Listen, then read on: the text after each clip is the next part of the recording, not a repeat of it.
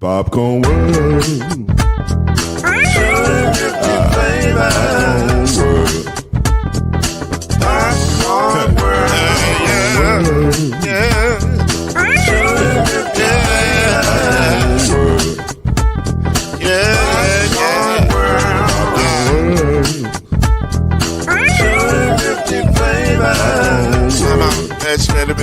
Popcorn World. Can I make you groove now? Yes, I can. So you can get this groove in the back of a can. You can make it round the world and the holes in your hand. Popcorn World. 250 flavors gonna make you smile. 250 flavors gonna make you smile. 250 flavors gonna make you smile. I said popcorn make you smile. Ah. Popcorn World. Popcorn World. Popcorn World. Popcorn World. The Popcorn World.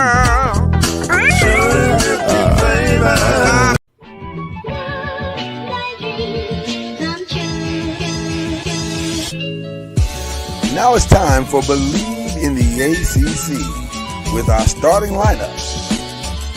From Florida State, number 17, Charlie Ward. From Morehead State University, number 50, Lloyd Stan. And from Murray State University, number 2, Kendrick Haskett. Get ready for the best sports show about the ACC in all the land. Believe in the ACC starts now.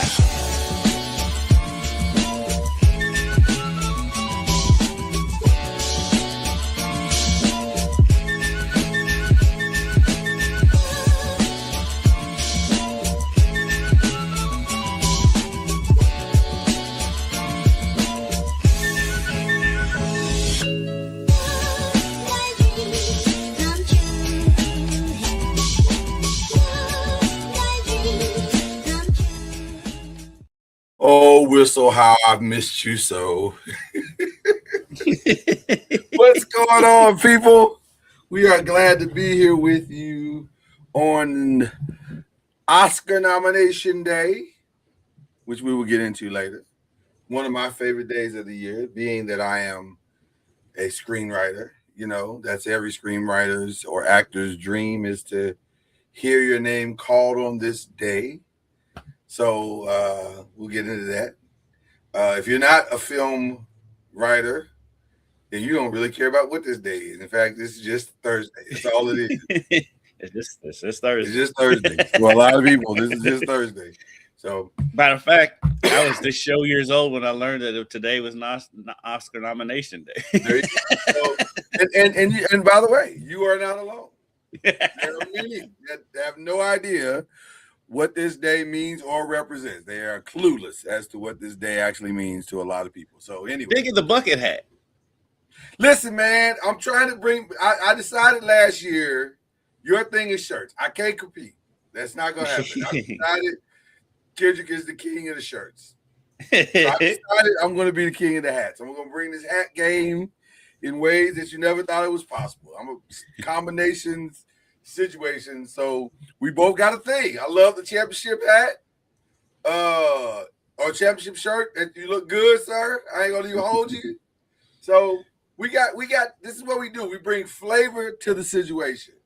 I love my bucket hats. And in the summer, I got a bucket hat on every day when I'm outside. So I love. Oh yeah, you gotta have a few bucket. You gotta protect all this. Listen, we got domes, people.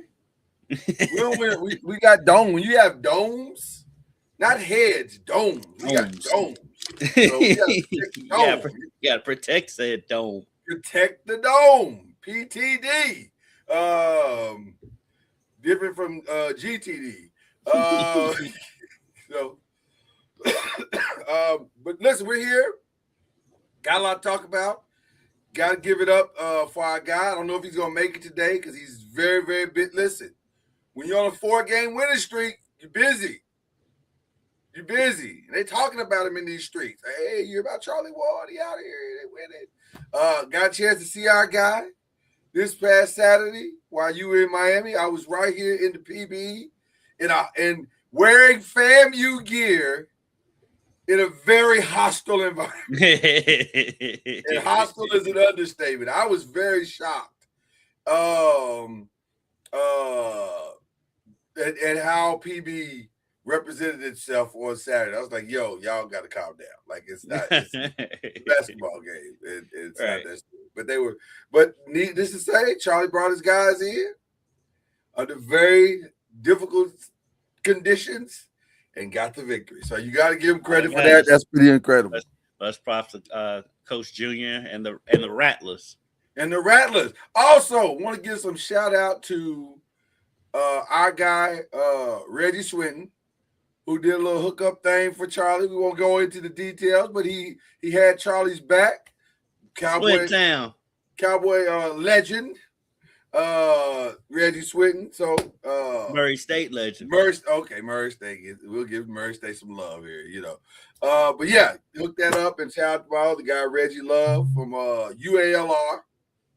So it was a combination type thing, but they worked it all out. So anyway, great weekend for both of us. You were in Miami, man. You saw it go down. Talk to me, man. What was it like? Take me there. Take me through there. I'll take you there. It was one, it was cold for Miami, to be honest with you. That's what everybody was saying. Game night. I mean, that game, because the way Miami Stadium is built, the stadium is beautiful to look at, but it's weird.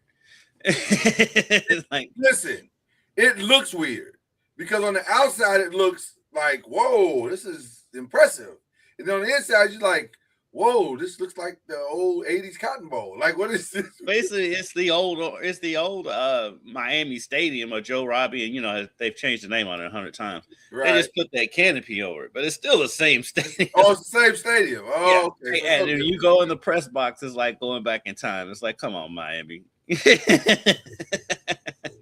But and so the auxiliary press box. I mean, there's not a press box in the world that can handle all that media.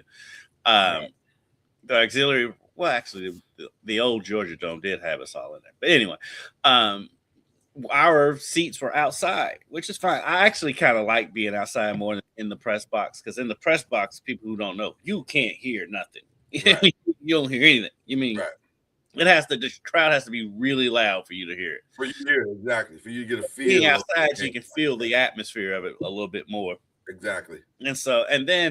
And Lloyd, you can relate to this. So the way that stadium is built, it's built out rather than up like all the modern stadiums. Out, when it's built out, there's not a bad seat like Freedom Hall. You know how Freedom Hall is built out instead of up like the Yum Center. Yeah. And so there's not even though we were towards the top of the stadium, it wasn't a bad seat. It was a great seat. Only thing that was hard is, so we were on the end of the IU end zone. And so if anything past 5 yards in that end zone, anything in the back of that end zone, you couldn't see what happened. But luckily all the touchdowns happened right there where you can see it, though. Right, worked out. Yeah. And so, you know, everybody knows what happened. We'll get to the game, but I'll get to some of the flavor of the stuff that, you know, most people don't get to see. Right. I mean, we're walking around, so, you know, we do our live shots, taking behind the curtain of television. We had a special at 5:30, and we have our iPads that have the rundown and all of our scripts in it. Well, it did not work. So the whole time? The whole time. And so we had to ad-lib the show and literally have the producer in our ear tell us what's the next story coming. Oh, wow. And so then former U of L great wide receiver Harry Douglas, who everybody knows from ESPN and That Boy Bad. Boy Bad. I covered Harry at U of L, so I know Harry pretty well. And so I saw him on the sideline. First, I was just, hey, what's up? And then I noticed, I was like, oh, we don't have a rundown. We need something to fill this time in case something else goes wrong. So I went up to Harry and said, hey, can you come on with us real quick? And he's like, yeah, I got to do something and I'll be over there. And so he lived up to his word. He came over. He came on the show. Our producers didn't know. I told him he might come on. We don't know exactly when. So when we brought him in, a producer was like, "Where'd that come from?" But she rolled with it. And shout out to our producer Sydney Harbin. She rolled with it. We got Harry on, and like if you watch it on television, you couldn't tell that we was flying by the seat of our pants. Truly, right? So there was that from 20 years of experience and understanding that things will go wrong. So after the show, after we get done with everything, we just do a stroll around the stadium, and that's when we saw. So we saw that shot you see of Stephen A. and Michael Irvin. Like looking like two little kids on the side. I'm standing like right behind that. I was standing right there for that. Okay. So I saw that. And then during the show, Dusty's talking, and literally that's when Ed Reed walked in with that hat on. And so and I see it, and I just started laughing. He's talking because he looks so ridiculous with this hat on. And so for those who don't know, Ed Reed had one of those big hats, those giant hats. It's like a 10X hat. It's huge. Yeah. And he had it on like a mascot hat. Right, and he looked very happy. He looked like somebody had just bought him the greatest Christmas present ever. So he's just strolling around saying what's up to everybody. So we saw Ed Reed, Stephen A. and Michael Irvin. I did not see Tom Brady. I didn't know he was there until Kristen texted me. He's like, "Say hi to Tom Brady." It's like, I didn't even see him here. Yeah, Tom was in the stands, I guess, and he was taking in the sights, as we'll get into here in just a second. So, Lil Uzi Vert was there. DJ Khaled was there. Fat Joe. Pitbull put on a concert outside the stadium. Okay. And so during our show, they had it playing on the big screens, and you could hear it, but that's the other thing. The sound system in that stadium is not very good either. And so so our media seats, they were right next to the Miami section. Yeah. But they were surprisingly, they were being fans, and they weren't like outrageous like Miami fans can be. They were straight. They were just like they had a good time. They weren't there. They had a good time. Yeah. I could see President Trump from my seat. I will say that it was majority IU fans there. Sure. And I will say it's probably about 55-45. I know a lot of people are saying 60-40, but I think it was closer to 55-45 IU fans. So Miami was there, but they definitely played an away game. Yeah. Well, a neutral site game. It was a neutral site game. It was kind of as close to the neutral site as you could get. Yeah. And to be fair, it did sound like an away game on TV. The Indiana fans were way loud. They were so loud. Right, and like when they would do the IU, I mean, that U would be loud and echoing out throughout the stadium. It did sound loud. Yeah. It was funny when they do the Hoosiers in the pros and the Hurricanes in the pros. It's slightly different. The number was, the number was different. And like it's like Indiana. There was a couple of people. The funniest thing, the player that got the biggest yell from the IU fans was Antoine Randall L., who played there like 30 years ago. Wow. But I mean, Antoine was good there though. He was. Antoine was good. It's good to see him. He's in the league. I think he's on the Lions coaching staff. It's either the Lions or the Vikings, but I'm pretty sure it's the Lions. Well deserved. Antoine was a really great player. And a good guy too. I remember I was an intern and I interviewed him when I was in college. But like they show him like Ray Lewis. I like that pause that he just made there. And as Kendrick pauses and his screen is frozen, this show is sponsored by Popcorn World. Popcorn World, 250 flavors. And ironically, it's made in Gary, Indiana. So go by to popcornworld.com and you can get some of that Doing the World of Flavor. .com and get you some Popcorn World. Listen, we had a great time this past weekend. The pause was the best part of it. When you go back and watch this later, you're gonna see this great Ray Lewis pause, like you're reaching out like a Ray Lewis. So it looked good. You look good on your pause. I'm mad I didn't get to see him down there, especially in that ridiculous outfit he had on. He definitely looked like an ump. Oh, he was giving off straight Unk vibes. No question about it. Yeah. Yeah, he was straight Unk. He was Unk to the fullest. Yeah. I don't even want that to be. I did see Tim Tebow down there. And then on the media shuttle heading back to the hotel, I sat next to Heather Dinich, who is cool. Who I don't know, she's cool as hell. Yeah.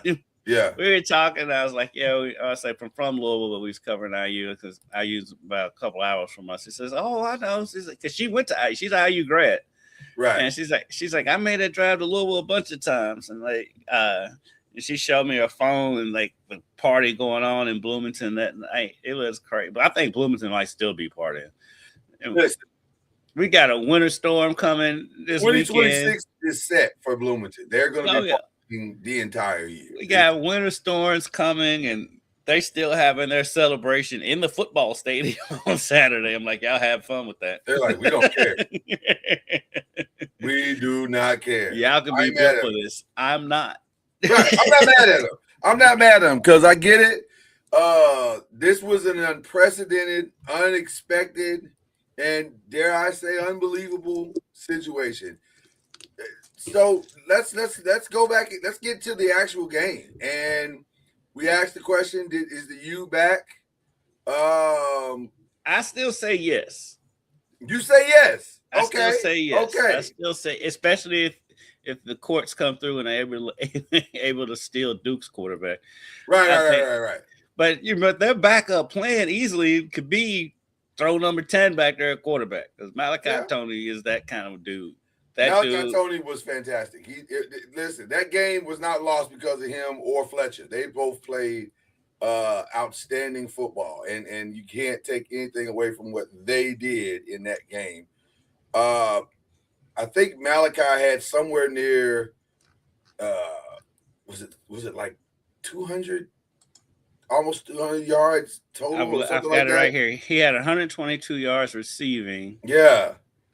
And he had 120 and special teams. You're right. Not returning. Well, he had 25 yards punt return. Okay, so it was a good day.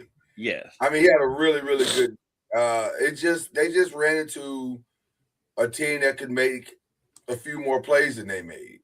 Because Indiana did not play his best game. Mendoza did not play his best game. I was surprised how well Indiana was able to run the ball in that game. Well, I'm going to tell you what my thoughts on that are. I don't know if they ran the ball well as much as they just would not give up on the run. They were like, this might be a slow drip, but it is. We are going to run our water. We're going to keep running this ball, and we don't care if it's 2 yards or 3, but we're going to keep running it until you can't handle it. And eventually we're going to break some, and that's exactly what they did. And that takes an incredible amount of discipline to decide and to not get off of it that we're going to run the ball regardless of how much success we are seeing or not seeing. I thought that would have been one of the most impressive things they did.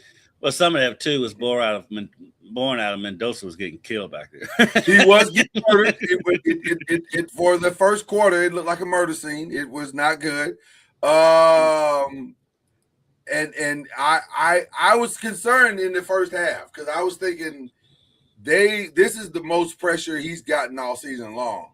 Which, by the way, I don't know if I don't know if I have that on the agenda for today, but I'll go ahead and say it now. I understand if the Raiders take Mendoza as the first pick of the draft. I get it. I don't think it's the right decision, but I do get it. Ruben Bain is him and Mesidor both. I got to talk to Mesidor on media day because they bring him up to the podium, and then when they get down at the podium, if you can grab him, you can grab him. And I talked to him. And I talked to him for a long time. First of all, when he's on the podium, they was asking what kind of music he listens to, and he said Bryson Tiller. And I was like, yo, I'm from Louisville. So shout out to Bryson Tiller. He's like, yeah. And so he taught one-on-one. That dude is as cool as a cat can be, man. I talked to that dude, and we dapped each other up, hugged each other after we got done. Yeah. And, he's a good dude. Him and Bain.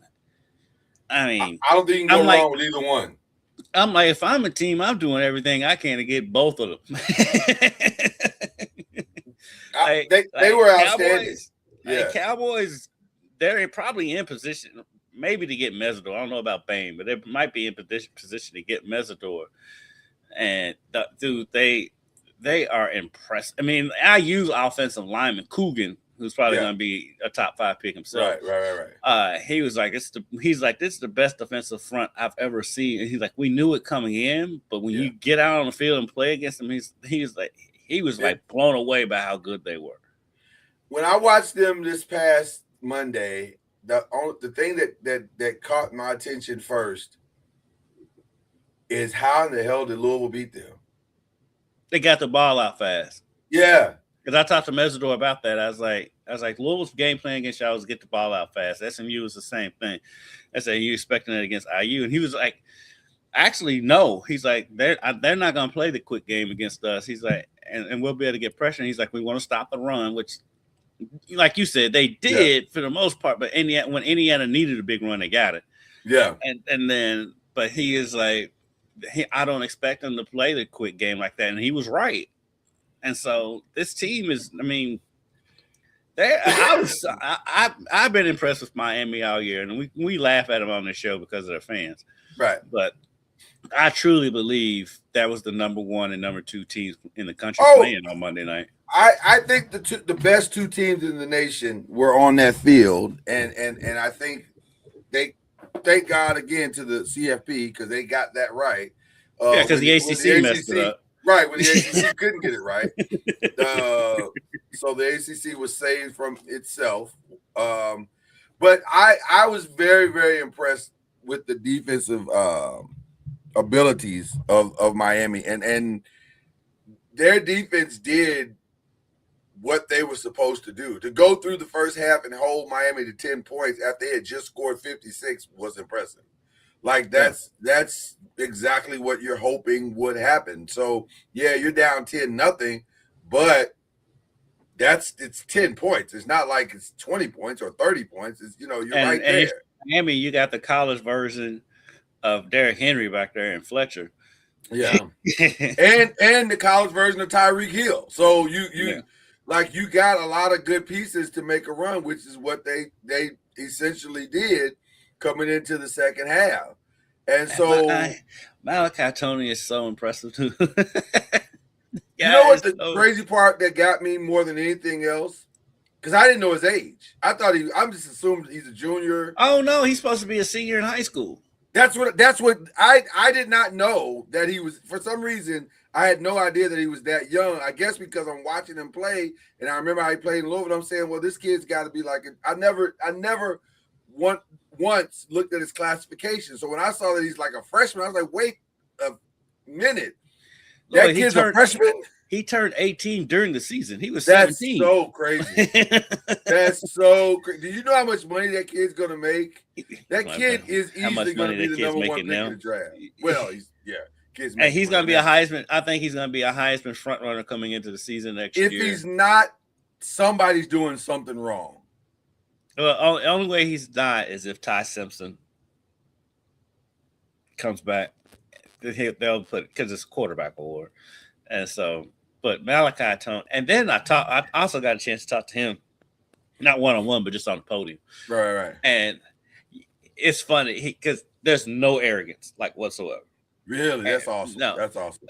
But you can tell he's a kid though with some of his answers. You can tell, okay, he is still a kid. It's not a knock against him. It's just it's not a knock. It's just he is a kid. And if you think about it, Miami, they've got the Dolphins, the Panthers, the Hurricanes, the Heat. Yeah. So high school football probably doesn't get covered hardly at all. So he probably had barely been interviewed before this season. Well, and they kind of show, but I'm not even knocking the kid. I'm just saying this is how it is. Yeah. But it was a refreshing youngness about him and about his answers and stuff. Like it was crazy how much I really came to really like this team as players. Yeah. From at that media day because they was all really good dudes. That's cool. That's very cool. So, listen, by the time we got to the fourth quarter, we had a full-blown game, ladies and gentlemen. Yes. I mean, it was a good. It was teetering there, even though game, IU was only up 10-0. It was teetering that IU may be able to run away with this, but that Fletcher run changed everything. Well, the Fletcher run. Well, two things. I think the game twisted on three essential moments. The Fletcher run was massive because that gave us the game we so desperately wanted. Because up until that point, if you don't like defensive games, you didn't like this game. Simple as that. But once the Fletcher run in the second half came, we had like, okay, here we go. Now we got the tension. Now we got some offense. Now we got a game. But the problem is, man, that blocked punt was massive.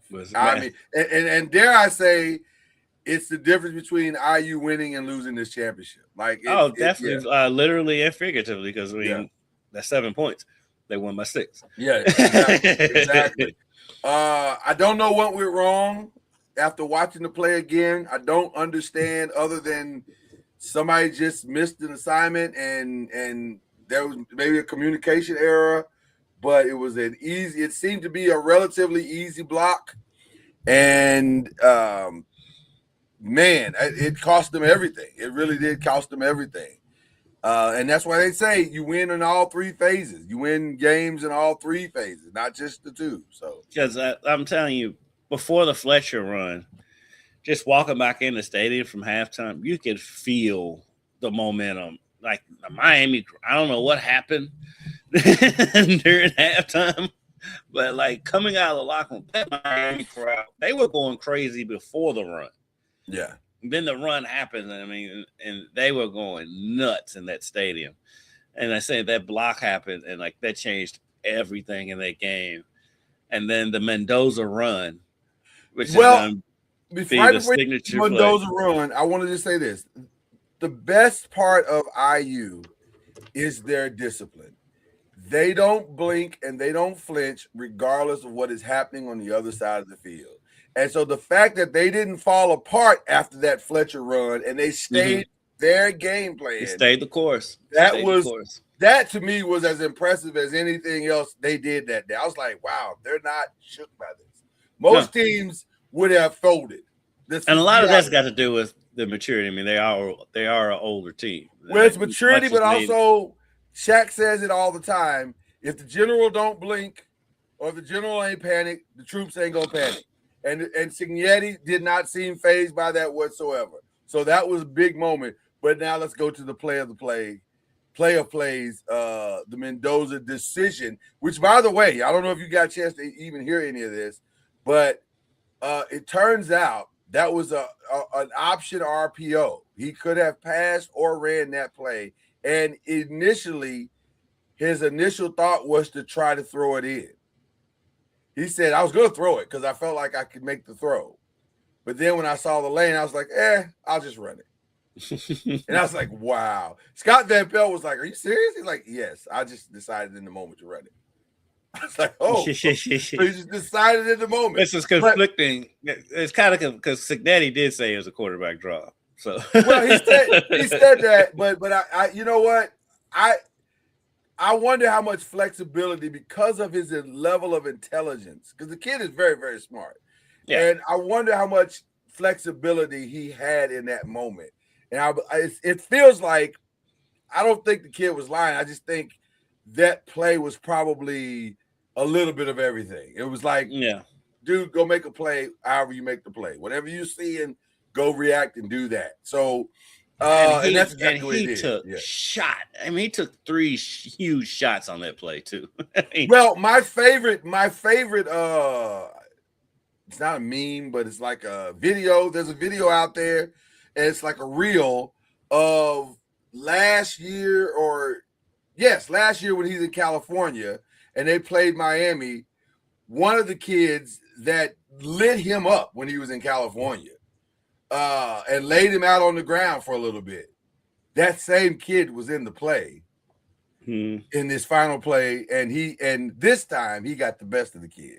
And so it was aided with a block. Let's be very clear. It wasn't just that they met in the hole and he got the kid, knocked him down. No, he met in the hole with the kid, and also he was assisted by one of his own players knocking him down. So so it worked out kind of nice. But the way that play unfolded, because it looked like he was only going to get the first down. Yeah. And then he somehow spins out of it. Yeah, the spin and stayed up on his feet and somehow got to the end zone. And that dive will live in infamy. Like, that was crazy that he did that. I didn't realize he was as tall as he is. He's a really tall guy. kid. He's a big dude. Yeah, he's a big dude. Yeah. And he's big. He's tall and he's a big guy. He's bigger than what you think he is, for sure. I mean, I can see why Tom Brady likes him, because if you look, he reminds you so much of Brady. Yeah. So much physically, he reminds you so much of Brady, and the accuracy. I mean, he did almost have one pick six, but other than that throw, his passes are so accurate. Yeah. And so and then he had some big runs in that game, the running back. Yeah. But then but shout out to Miami too, because they didn't flinch either, because that wasn't the end of the game. And so, because matter of fact, when IU settled for that field goal to go up 6, I was like, I think didn't feel like the right idea. Yeah, I was gonna say didn't feel like the right idea at the time, but at the same time, I can't even argue with Signetti saying my defense has played relatively well. I'm gonna trust them. It's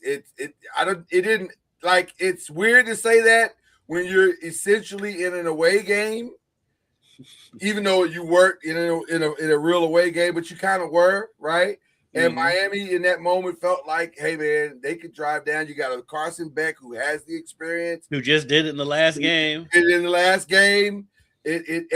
now the only thing I was concerned about is that when Carson Beck came in for that last drive, you could kind of see the trepidation in his eyes a little bit. Like, you're like, I don't know if that's confidence or fear. I can't tell. But he made plays. He made plays on that drive, and then I wonder I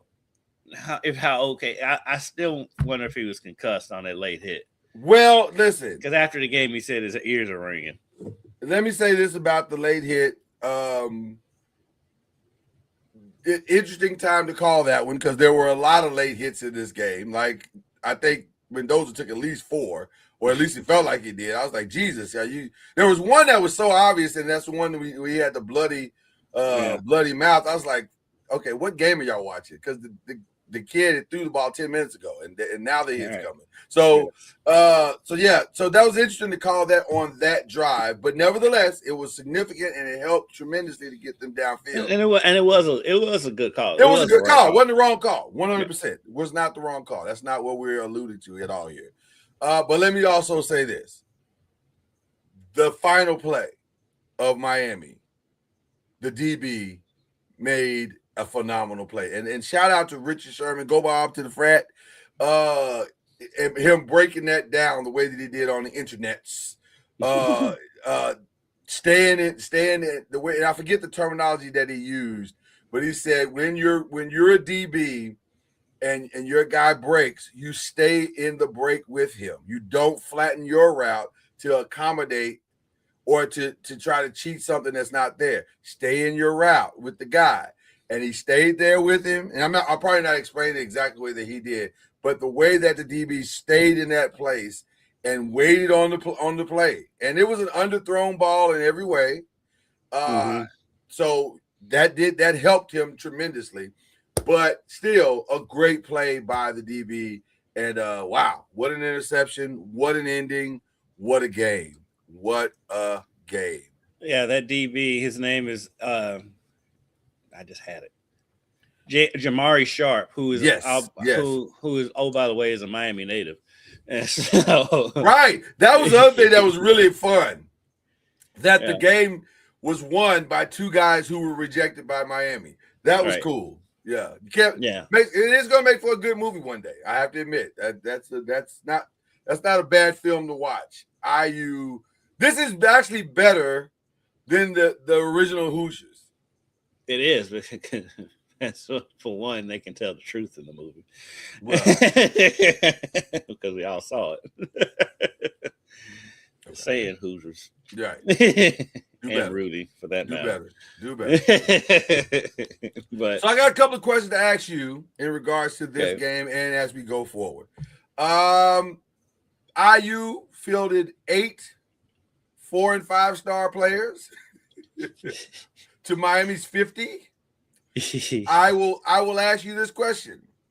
Is this the last time you will see a pure starred team? Meaning that, and by the way, even in the 55 stars that were reported, that statement is a little misleading because, yeah, there were 55 4- and 5-star players out there, but the other side of that is they were transferred. A lot of those guys are transfer guys. They were not raised in the Miami system and stayed there the whole time.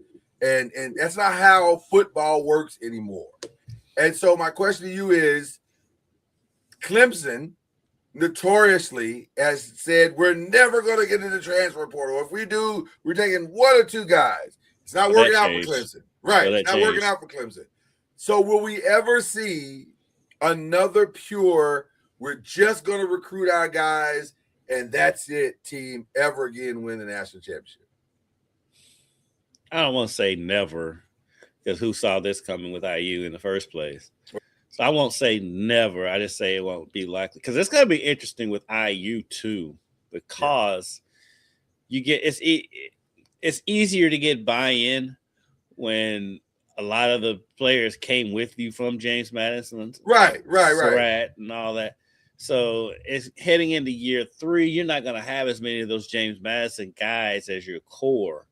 So how many is going to be as willing to buy in? Hopefully, I mean, with Cignetti, I don't see how you can't buy into what he's selling. But yeah, that can go either way. But it's going to be interesting to see IU going forward. But I don't think I think Cignetti is like ruined coaching for everybody across the country. Well, let me be very clear. Kentucky fans saying if he can do it, Will Stein can do it in Kentucky. I'm like, no, it doesn't work that way. I mean, maybe I'm cheering for Will Stein, but it doesn't work that way.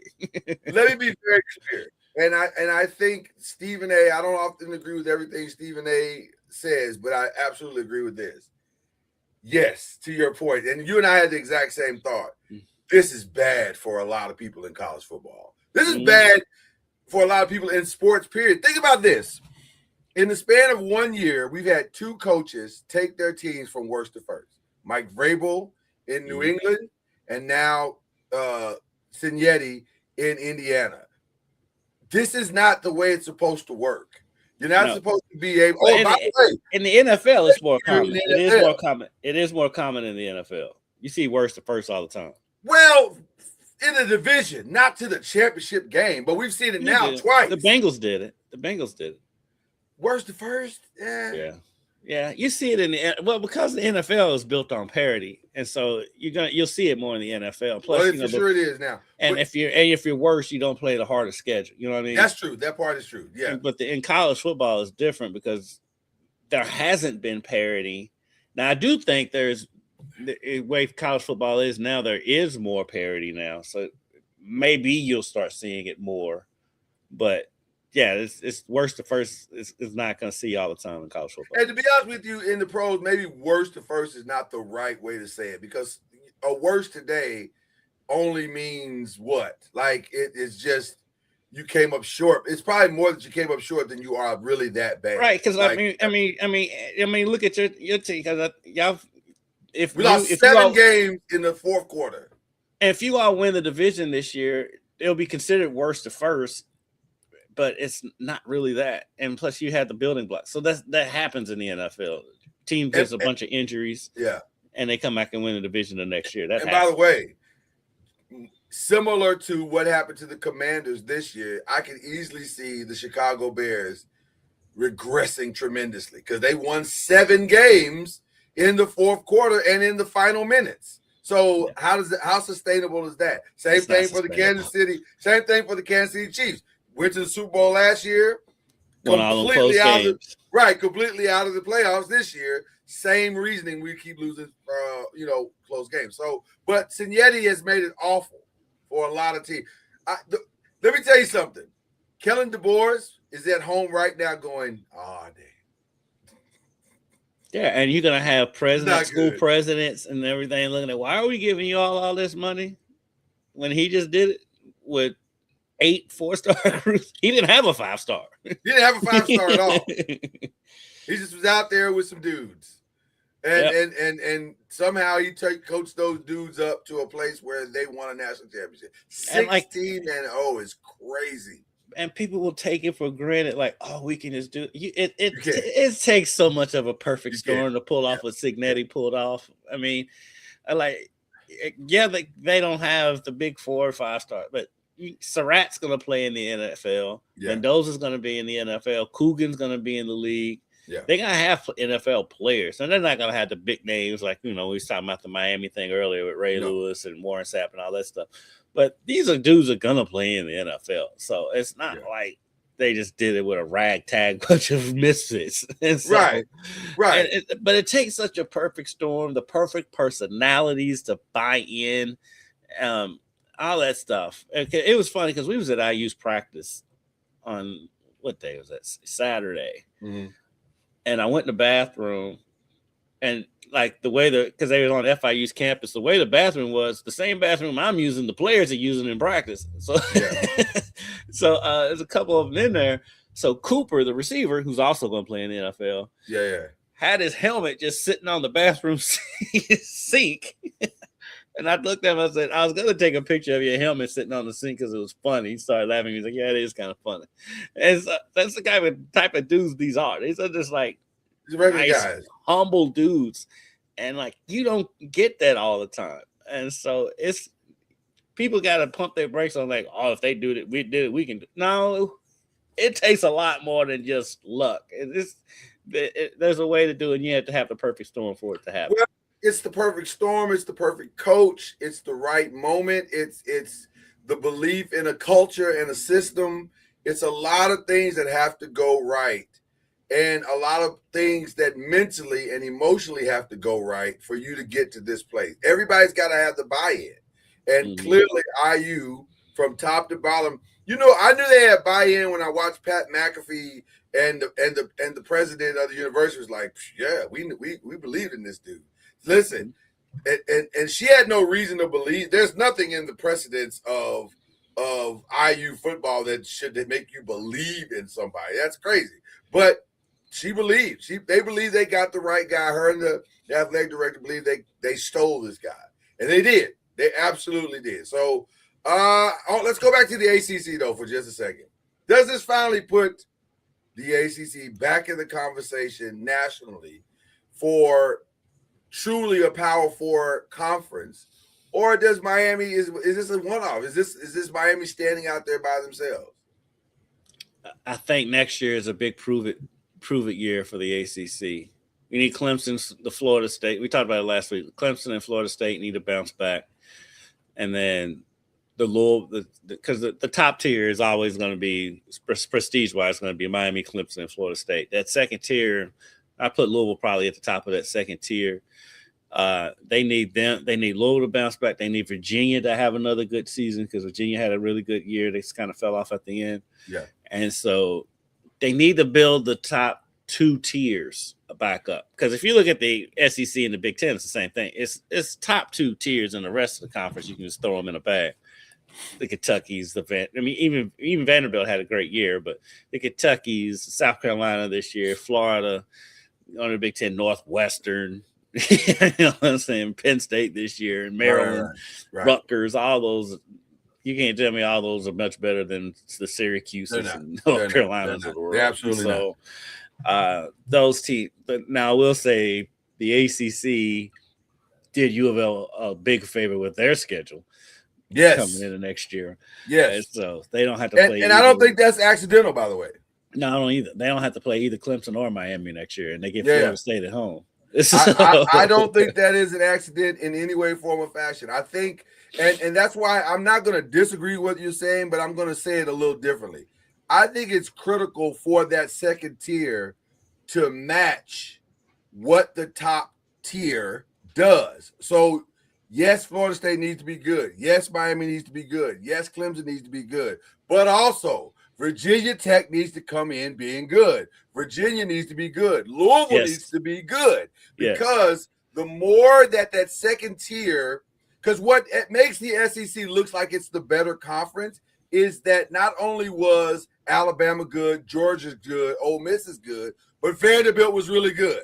Texas was really good. They were right there. Both of those teams were right there. Texas A&M got in. So when there's at least 5 to 6 teams that are solidly in the top 25, right? Then it makes it look like everybody. This is a better conference than, because I think here's what I really believe.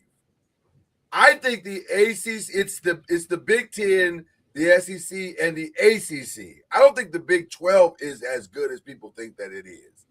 And so if the ACC can take the Big 12 spot consistently going forward, then now you got something to talk about on a national level. Now they can become a true player in this conversation. If they can keep getting to this game or getting close to this game, Final Four, and you get more than one team, next year, let a Clemson or a Florida State or a Louisville or Virginia Tech make a run towards it.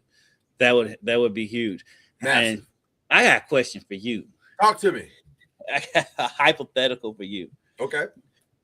And we all know that Bobby Petrino is now the offensive coordinator in North Carolina. We do, which is crazy that he and Belichick in the same building. And they play Louisville at North Carolina this year. What happens if Belichick gets picked up by one of these NFL teams? Bobby Petrino is the new head coach, and they know that. And he knows that. He knows that. He's not a fool. Let me tell you something about Bobby Petrino. He's no fool. No. He thought for sure he was going to get the Arkansas job. He thought for sure that's what was going to happen. The problem is that they were reminded by their donors of his reputation. Yes. And he's an evil genius. He's an evil genius. He is an evil genius because that's why he went to Carolina. And 100%. even if Belichick doesn't go this year, he's banking on Belichick's going to leave eventually. And let me say this. I don't think Belichick is going this year. I don't think it's, despite Rex Ryan's appeals on national TV for Bill Belichick to make it to the Bills, and even that sounds like it could be loaded. See that happening. Well, it sounded loaded. I was like, is he trying to? Do they have a deal in theory that Rex will go if Bill goes? That Rex will be the Rex might think that Rex been on TV begging for jobs for 3 years now. Listen, quietly Rex called my guy and was like, "Hey, what's going on?" Who? John Harbaugh.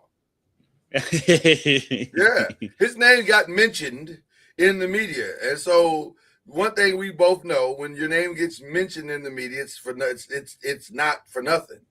Right. Somebody has probably put you in a room somewhere and had that conversation, which is fine.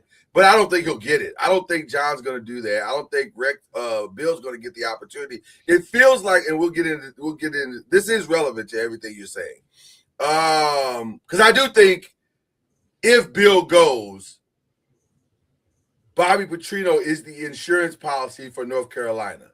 That if he goes, we're still good because we got a quality head coach on the staff. So to answer your question, yes, Bobby Petrino would absolutely get that position, at least temporarily. I do think if there's a chance for Bill to go, it would be Cleveland. You think it's Cleveland, going back to Cleveland? Yeah, because one, he has history there, of course. Yeah, it's history. Two, yeah. I don't think anybody else wants to touch him. I don't think Brady's not going to. No. No. Brady's not going to. Even though, I don't know, Brady's vindictive enough to be like, oh, you know what? I'm your boss now. Right, you work for me now. I'm the captain now. Look at me, Bill. Look at me. You and your girlfriend. I'm the captain. I think the Browns. To me, the Browns make the most sense. Well, but still a long shot. Though. I don't think it's I think it's a long shot because I'm. You know what? I say that, and I don't know. I don't know what the Browns are doing. I have no idea. Yeah, that's also the caveat you got to throw in there. It's the Browns. It's the Browns. They can do anything. It's crazy over there. Yes, because you got to throw in. You always have to throw in the bad team factor. Yes. When it comes to all bad team, bad owner. Yes. The Browns. Anything dumb. The Browns, the Jets, the Raiders. They're absolutely here for the done. I want to bring something else up to you because I think this is important. Switching gears just a little bit here in college sports, because technically the deadline for this decision is today. They moved it to the 23rd, but there is I guess an off chance. I'm sorry, tomorrow. I said today, but it's tomorrow. That there could be a vote where the college football playoff goes from 12 to 16 to 24. Now, just to reiterate for those who are not familiar with this story, the way it would work is that they'd go to 16 next year and for 27 and for 28. And then in 28 going into 29, you'd have 24 going forward, and hopefully that would be the end of it all. But there is resistance from the SEC to the 24. The SEC wants to stop at 16. The Big Ten wants to stop at 24 because of the thing that's hanging everything up is the automatic qualifiers. And it feels like the SEC is trying to basically lock in 8 of the 24 spots and then give Big Ten the other 8, and then everybody else has to scramble for the last 8. Which is what it sounds like everybody's doing, what they're doing. It's such BS. The only thing that could come out of going to 24 is they'll have to start the season earlier, so we'll get college football earlier. And the portal will move much smoother because everything will probably be done by the New Year's Eve at that point, or at least 1 week after. And so now the rest of the January could be done with the portal. You could open it up. Well, I don't know, because even next year, the national championship game next year is a week later than it was this year. So that's what I'm saying. That's why I think the 16 could be good, because at some point you're going to have to. They have to start the season earlier. You're going to have to start the season earlier and end it earlier. Like, you can't keep pushing into. First of all, the NFL and these networks aren't going to allow you to keep pushing it in early because you're messing with the other money. And the NFL money is much, I was going to say it's much bigger, but it's probably about the same. It's still bigger, but I think because you'll push into, Christmas. Yeah, you're starting to push into Christmas games. Like NFL is already trying to take that over. I think they still won the ratings battle, even though the NBA games were far better than the NFL games. They were really good this year. The NBA was really good. And they scheduled it better too. Yeah, they did a good job. But then, like, if you get when Christmas falls on the weekend, you're gonna have all 3 of them. Yeah, and that's crazy. That's to me is bananas. Crazy. Yeah, that's a nightmare too if your team is playing. And so if you go to 24, does that just get rid of the bowls altogether? Because when are they going to play? Well, listen. Are they going to start? They'll have to include more of those bowls. Now, I'm a big fan of including the Pop-Tart Bowl in the playoffs. I'm all for it. Why you love the Pop-Tart Bowl? Who doesn't love the Pop-Tart Bowl? Who doesn't love Pop-Tarts? It would be fantastic to see that as part of the playoff and that stadium in Orlando. If you've been there, Listen, we had a good time in Orlando. I'm not gonna hold you. We had a good time. Yeah. Orlando's a good stadium. That stadium, good stadium. Stadium's not great. It's been time. It's twice I've had to jump the fence to get out of that stadium because they close it so damn early. In Orlando. Right. Stadium's not great. I'll admit that. Literally have had to hop the fence to get out of the stadium. I agree. Stadium's not great. And it's a little confusing. Like, it's like, where am I supposed to? Like, they don't. There is this large field area around the stadium, and it's there's a lot of barbed wire. You're listen, and greatly selling large. Like, it's you could almost put another stadium or another field on at least a practice field there, right? In that space, yeah. And then there's always the ballroom dancing convention that's going on in the same hotel as the media hotel, which I actually enjoy. It's fun to see that. That part's fun. That part's a good time. That part's a good time. And we make fun of it, but actually, because I think there's at least 4 bowls that are played in that stadium. Yes. And the setup for it, for our needs, is perfect because all the pregame stuff, the parades and all that stuff that they do is right across. We can walk to everything. It's so that part is good. That part's great. Stadium, that part's great. Yeah. Y'all can stay open past midnight. Yeah, but it's going to be interesting to see what they do. But the decision will come here in the next 48 hours. I'm convinced they're going to go to 24. If not on this vote, they will eventually, because the Big Ten and the SEC are trying to get all their.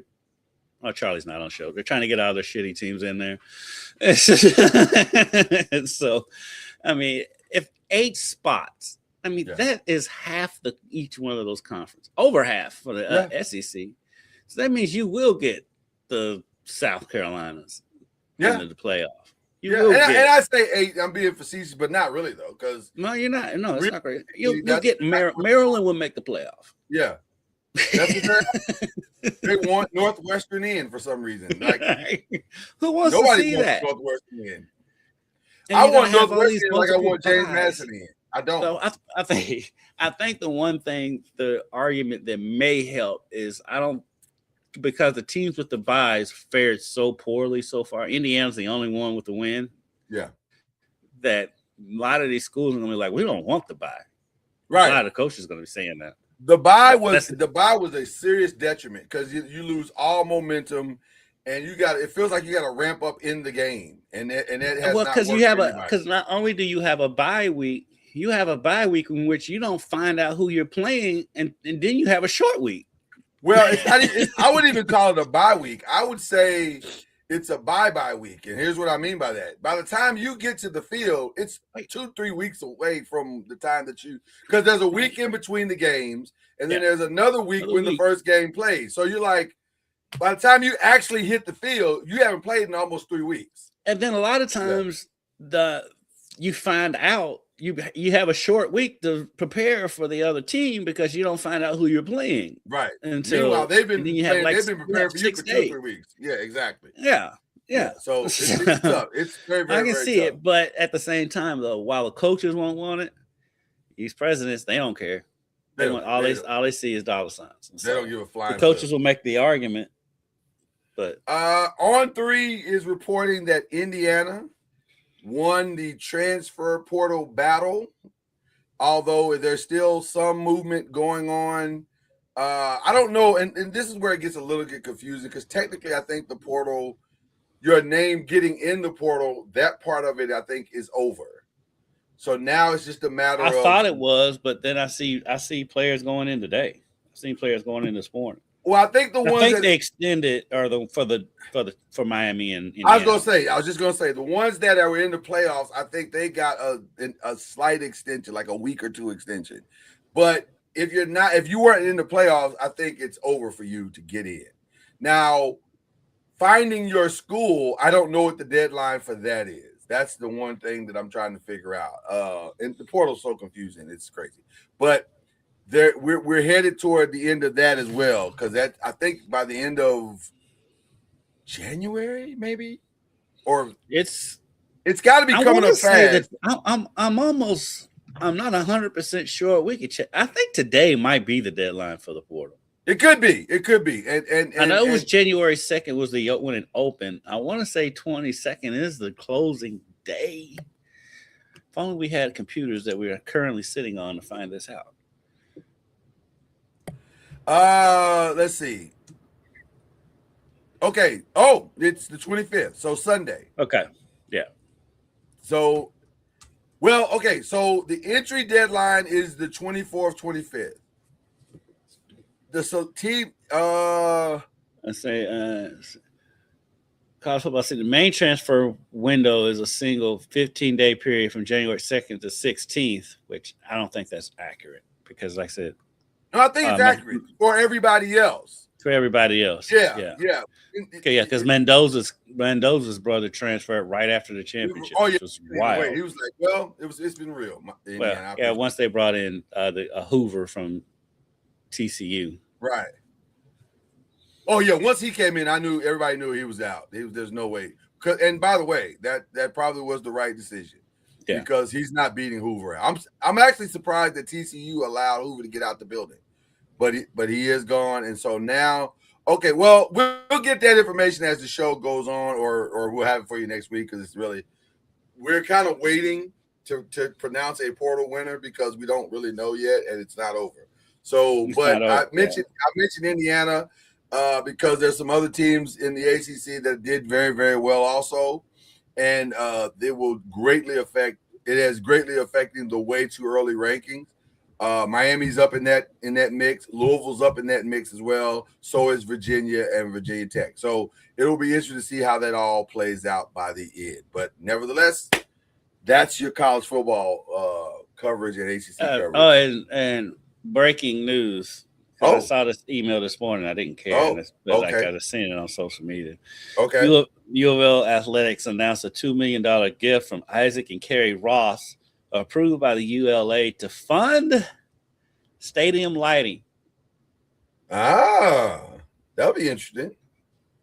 Okay, stadium lighting. They're gonna upgrade the lighting system so they can flicker on touchdowns. That's basically what that is. There you go. Nice. All right. And shout out to a young lady that I knew a little bit in Lexington when she was there, and now she's a reporter. And she's the main sports anchor in Miami now, Sarah Cardona. I got to run into her and talk to her a little bit while we were down there. Super sweet lady.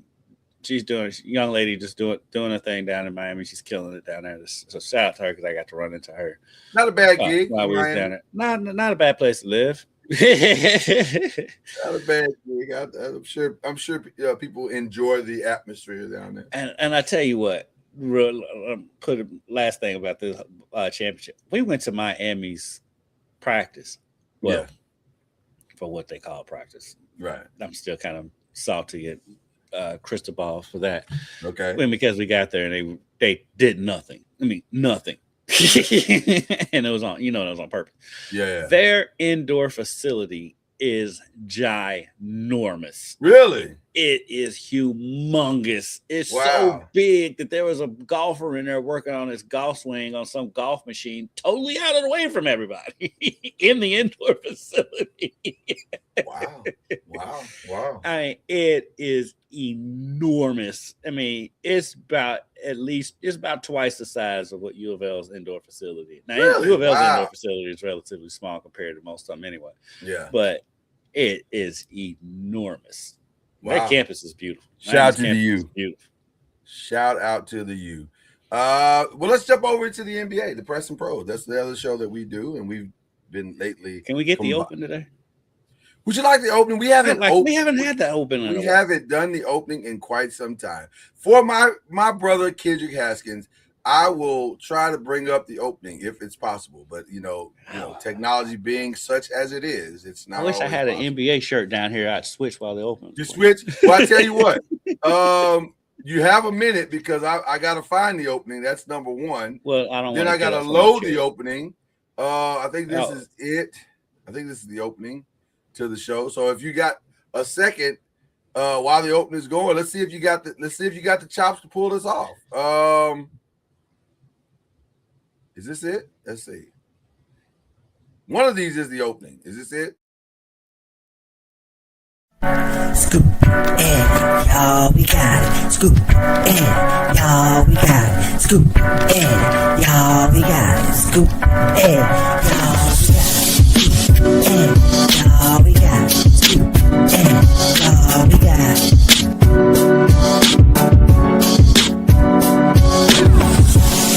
That's how we go. This is how it games, the Press and Pros. That's how we go. This is how it games, the Press and Pros. That's how we go. This is how it games, the Press and Pros. That's how we go. This is how it games, the Press and Pros.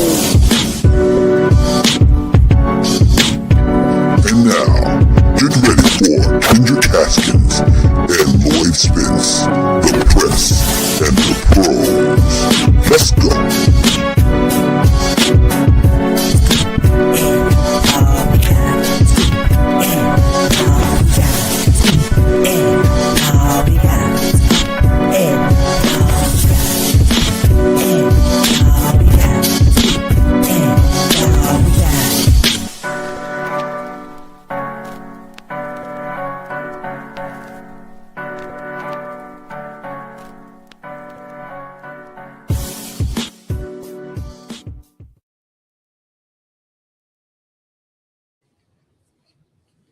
Yeah.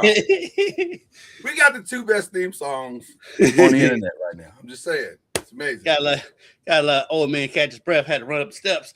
You look good. You look good. It's weird that you're repping the Nets, but we're color coordinated, so I ain't mad at it. Like it feels like we're playing this whole time. Yeah, right. Mushroom shirt, mushroom belt. That's how it works. All right. So we got some updates for you in the NBA. This is we're headed toward what I think is about to be a very. At first, I thought it was going to be an active, and I still think it may be, but not for the reasons I initially thought. I thought it was going to be active because all these teams were seeing a window where they could win the national championship, and some of that is true, but this also feels like some of these teams are saying we need to dump salary and I think it's going to be a lot of salary dumps. Yes, like we need to dump salary, and because, well, the number one reason why a lot of teams are dumping salaries because I don't know what's going on with this situation with Giannis. Like initially, I thought, go ahead. What did he say last night? Because like I've got First Take on here, but of course I can't hear it. Right. And I saw that he did. They showed a soundbite from him, and anytime they show something from Giannis, that means he done said something. So well, I don't know because last night there was a weird thing. Last night's game was weird. I think they lost the game or something like that. Yeah, Shea dropped 40 on him, and he was upset. And I think he was saying players were being selfish or whatever. So Giannis has spoken out more this year than he has in his entire career. Mm-hmm. Which leads me to believe that the guy is a phenomenal chess player because he's moving the pieces of exit strategy around the board at a very efficient rate. Every time he steps to a microphone, there's another piece being played to where it looks like he's going to go. So last night was probably about the selfish comment that he made, but the night before was about they asked him, what's the possibility of you being here all season? He said, not sure. so something, and then the other part that plays into this conversation is that where there was this ramp up of Ja Morant in Miami, and now that's slowed down. There was this ramp up of Anthony Davis to Atlanta, and now that's slowed down. It feels as though everybody is saying until we get definitive information from Milwaukee that we're going to have to trade him, there's not a lot we can do. And I think there's going to be a lot of trades that end up not happening. I think John's going to stay in Memphis now. Well, after his comment the other day, he's like, I got the logo on my back. This is where I want to be. So and then by the way, that's a turn of statements because it has not been that he's been saying that prior to the other night. Now, the other thing that is going to force something to happen is the Jimmy Butler injury. Mm-hmm. Jimmy Butler going down is the worst possible thing that could have happened to Mike Dunleavy because Mike Dunleavy could kind of hide behind the fringeness of what Golden State had been doing to this point. Now that is about to come, that has come to a screeching halt, that they are no longer a fringe playoff team, but now they are essentially a lottery team without Jimmy Butler. They have to make some decisions. They have to decide what they're going to do. I did see a possible Kuminga for DeMar DeRozan. Well, I tell you what, let's get into it in a little game I like to call Pack Your Bags.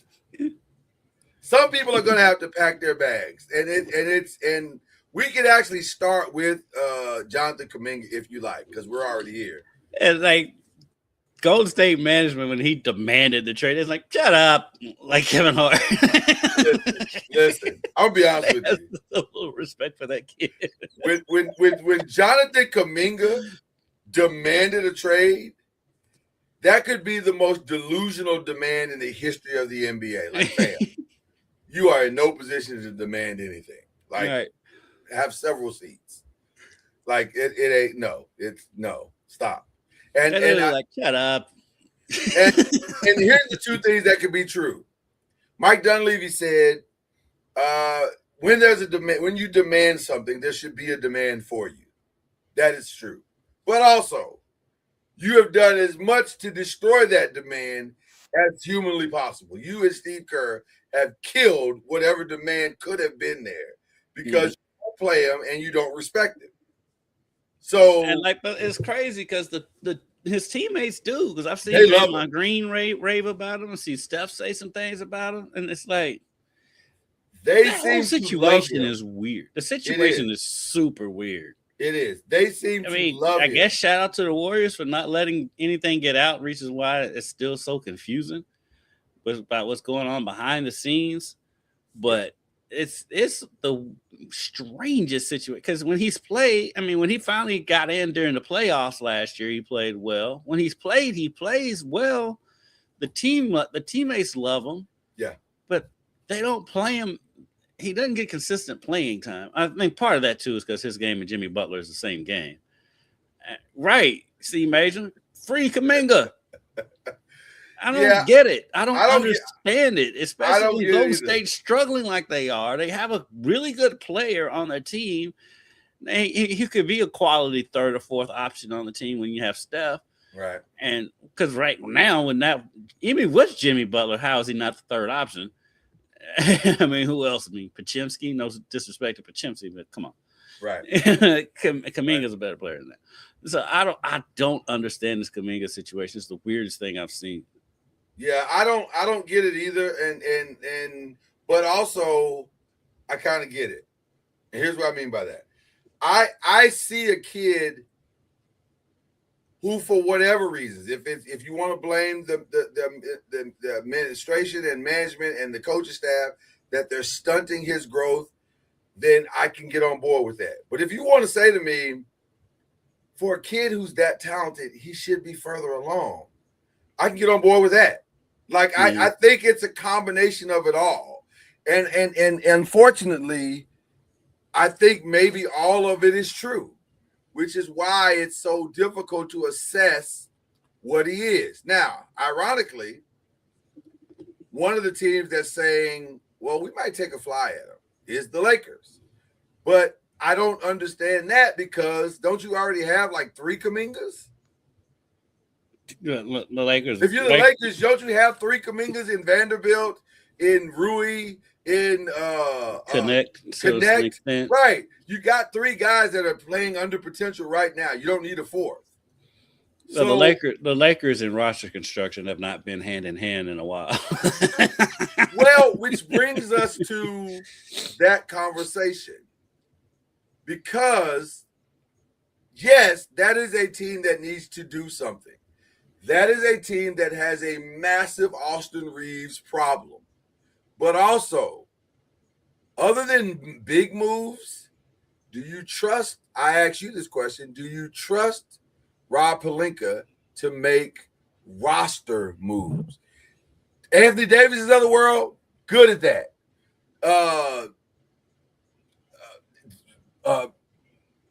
Why am I drawing a blank? Luka Doncic's, I can pull that off with my eyes closed. Rob Pelinka is great at that. But roster guys, he has sucked. He has not been great. I'm with you on that, because even with the Luka AD deal, he got that because he fleeced his homeboy, right? And because that was his buddy, right? Nico was his buddy, and so that's how that happened. As far as any other moves outside of that, can you point to anything? They did a good job, and because they did do a good job in drafting Connect, but they haven't used him right, or he hasn't, whatever. He's had some games here and there, and he's developing. But outside of that, free agent moves or trade moves, you can't point to anything that he's done that's been significant.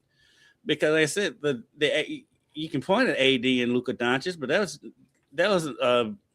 the equivalent of Danny Ainge giving Kevin McHale, Kevin Garnett, and Paul Pierce. That's not that hard. Not Paul Pierce. Who was it? He basically gave the Celtics Kevin Garnett for a bag of donuts. And so you can't. I don't give him really credit for that. So outside of that, he has not proven that he can construct a roster. Because if you look at their roster outside of what's LeBron and Luka, And I guess you can give him credit for Austin Reeves a little bit, but the roster construction is not great. He has not been able to build a sustainable roster around either player. I just looked over and saw Stephen A. Smith. His face he's making just now, and I just had to laugh. Yeah. Well, listen, it happens a lot. More times than we care to admit. He's making this face. I mean, I'm sure it's justified in today's the stuff that's going on. Well, like, there's some weird stuff going on. Ryan Clark's talking, so I can see why. Yeah. People are really not feeling Ryan these days. I don't know what the deal is with Ryan is falling. I used to love Ryan Clark, and I met Ryan Clark once, and he was nice, super nice guy. But like now, he's just say stuff, dude. Like yesterday, he was like Tom Brady and Peyton Manning weren't generational talents. Like, yeah, I did. Yeah, that was a just saying stuff for the sake of saying stuff at this point. He's like Acho. Yeah, which I met the other Acho at the game the other night. He was a nice dude. I feel like he's the normal one. Yeah, I feel like he's hangoutable. Yeah, like he's nice. He can roll with the crew, but the other one, I'm like, I'm good. Yeah, you like attention a lot. I'm good. A lot. And that's what Ryan Clark is at this point. Yeah. But yeah, I don't know what the Lakers are gonna do, but their biggest problem is that they got an Austin Reeves issue. Do you pay that dude 5 years, $241 million? And if you do, then you're basically admitting that you're going to have a horrible defensive front court for the next 5 years. Do you want to do that? And because you have to build your roster around that move at that point. And I don't know if you can win a championship. They are in your backcourt being awful. Yeah, people don't talk about it enough, I don't think. But the Lakers are in a predicament. Because, like you said, they have that Austin Reeves problem. You got the albatross of an old LeBron hanging around where LeBron can't be your number one player anymore and win a title. He's fitting it. And even as a number two, I don't think you can win a title with LeBron. I think LeBron has to be like a third option at this point in his career. And so you can't get a third option. So Ayton has been okay. He has his games where he's DeAndre Ayton, and he has his games where he looks like the DeAndre Ayton we thought we was going to get. Right. And so and they have no bench.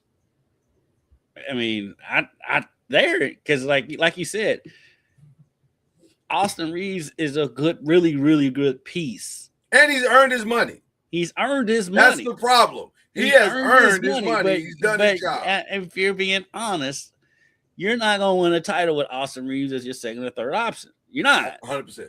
Especially when Luka's your number one option and Luka doesn't guard anybody, and Austin Reeves can't. Right. You can hide one person on defense. You can't hide three, which are hiding Luka, Austin, and LeBron. 100%. So there lies your problem. They are in a world of trouble going forward. I think they can maintain. I think they're good enough this season to where they can get home. They can probably get home court advantage. They can finish in the top four, I think. I'll say this. They're in trouble in the sense of, I don't know, they can't win a title this year. But the irony is that they're not actually in that much trouble. But they're at a serious crossroad because all this money comes off the books. They got like 5 players that are at the end of their contracts. They can take Aiden off the contract if they want to. LeBron, I'm almost at this point certain that they're not re-signing LeBron. This is over after this. They're entering, because the thing is they're kind of in a purgatory because they're good enough to get home court advantage. They are. They're not beating the Thunder. No, not yet. Not yet. No. There's some moves away from beating the Thunder, and they're not going to be Houston and the Spurs. I mean, the Houston, Spurs, and Thunder, the Lakers are not beating. Yeah, and may not even get a win against them, especially the Thunder. But I don't know if that's true. But the thing is, though, but they're not gonna win. Yeah. The thing is, though, going forward after that, you're almost in a rebuild situation. Well, yes and no, because you got to decide what you're rebuilding with. That's the problem. And when do you start the rebuild? That's the problem. Yeah, because to me, the Austin Reeves window is now, because you can't let that dude walk for nothing. So, today, on January 22nd, you got to make a decision and say, okay, are we going all in on Giannis? This is why the Giannis thing is so important, because either you force the hand of Giannis and make that dream come true now, or you just move on and go get the other pieces that you need to get, because you can't let Austin Reeves walk for nothing. That's the problem.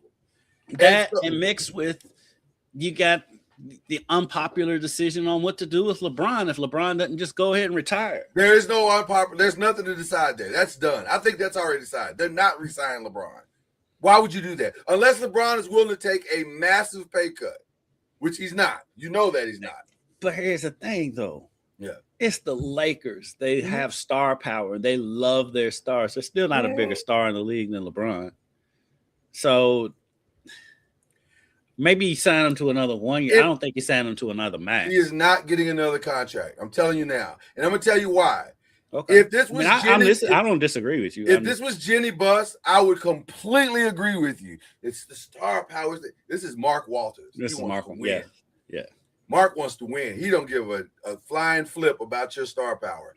He wants the right play. Now, because he knows that the brand is the star. You come play for this brand, i.e. the Dodgers, you're a star. So the same thing with the Lakers. You come play for this brand, you're a star. We'll build the star in you based on the winning that we're going to do. But what I got to do is fill somebody that's going to fill these seats. He gets that. So they're going to use that same blueprint with the Lakers. That's why the conversation stopped with LeBron this summer. And there was no more, we're going to re-sign you. That's why Rich Paul is out here saying reckless stuff, because he wants to see his guy win one more time. He's doing his job. I ain't mad at Rich Paul for that. It's stupid, but no, it is stupid because stuff he says is stupid. Yes. Well, because at this point, you got to know that the landscape of the NBA has changed for you. The leverage that you've had is not there. It's not there anymore. That's over. Now you're just another guy doing a thing. And I tell you what, and you touched on Jeannie Buss, and you were 1,000% correct. Yeah. That's why they're in the predicament too, because she gave LeBron that no trade clause. Yes. If they didn't do that, they could have traded and gotten out from under this and been rebuilt already. They should have traded, because they should have traded LeBron last year. Yeah, they overcommitted, and I get it. I understand why you did it. I understand it. Your dad did it. I got it. Like you said, that was Jeannie. If it's this dude now, Mark is not interested in none of that. Doesn't happen. Mark's not interested in none of that. And that's why Laker fans are excited, because we're finally going to get to see a franchise ran with modern philosophies, like real modern philosophies. So I think they're in rebuild mode. And by the way, vis-a-vis, this could be Rob Pelinka's last season. And him and LeBron are one. They could leave together. They could be Yeah. leaving together. It would not surprise me if Rob Pelinka is let go and Mark gets his guy in that seat. And I don't want this to be just a crap on LeBron show, because it's not that. It's not that. It's just everybody comes to the end of the road. Yeah, I mean, and we're at the end of the road. He serves. Yeah, LeBron can still go out there and get you 25, 8, and 6 on a given night, a few games. He probably can still average 20, 27, and 4, whatever. But that's not the question. No. The question is, can you win a title? Nobody outside of LeBron's fans, nobody believes LeBron's going to win another title, unless he's on the bench somewhere. Right. Can you win a title as he's your number 1 or 2? Which, to me, that answer is no.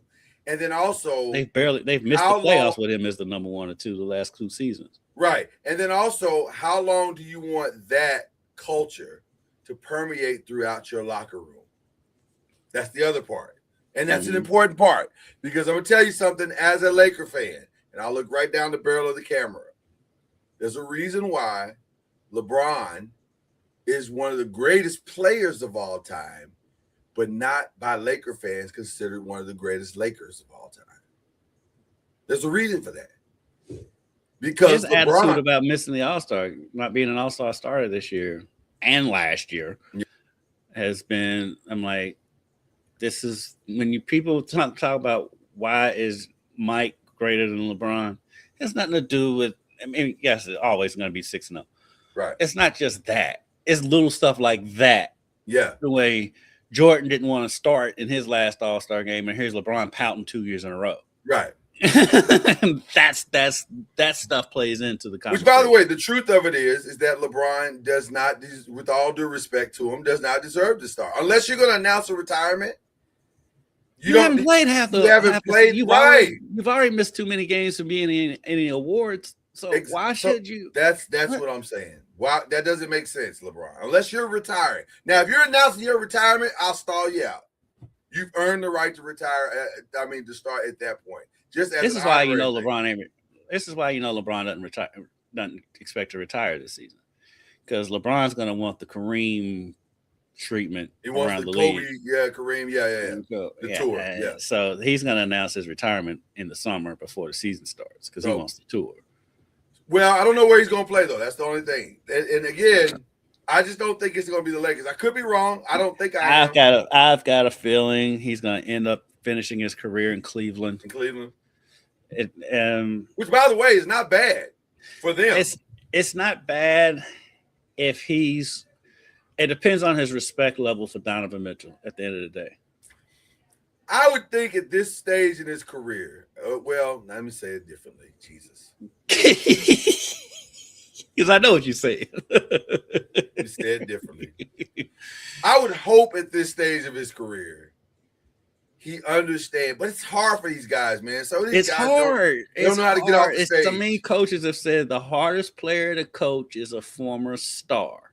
Let me say something. They don't realize they're not stars anymore. It was like with Carmelo. It's like that with AI at the end of his career. The NBA retired Allen Iverson 2 years before he announced his retirement. Right. It's I mean, even a local guy with Rondo. I mean, the NBA had retired Rondo way before he retired. It's hard for them to realize that they're not the man anymore, and I understand it, and and I totally get it. I get it. So now let me give everybody the hot take that you've been waiting for, because here's what I see as a Laker fan. Their biggest conundrum with this entire situation is that if approached by Milwaukee and they say Giannis wants to be a Laker, you have to do the deal because it's Giannis. You have to do it. But can I be honest with you? That's not the best deal out there for the Lakers. That's not even the ideal player to play besides Luka. Please do tell. The ideal player to play by Luka, and this is where the dominoes would have to fall. I got a feeling I know where you're going, but I want you to say it. It's Jaren Jackson. Jaren Jackson. I knew that's where you were going. It's Jaren Jackson. You hinted at that last week. Because he doesn't need the ball. He doesn't need the ball. There's no ego, and he's going to still give you 25 and 15. And he's picking pop. He's got Luka's back on defense. He's the perfect player to play besides Luka. And when you said that last week, at first I was like, that's crazy. But then more and more I thought about it. And we talked it out last week. And I was like, you're right. You're right. You were right. Because he does not need Giannis is ball dominant. Jaren is not. Jaren is not that. And is he as a player as Giannis? No. No, but it's not about that. But it's about how he fits in with Luka. And how you can build around those two players. Because now it becomes way easier to build around those two players. Because now let's play NBA GMs. Okay.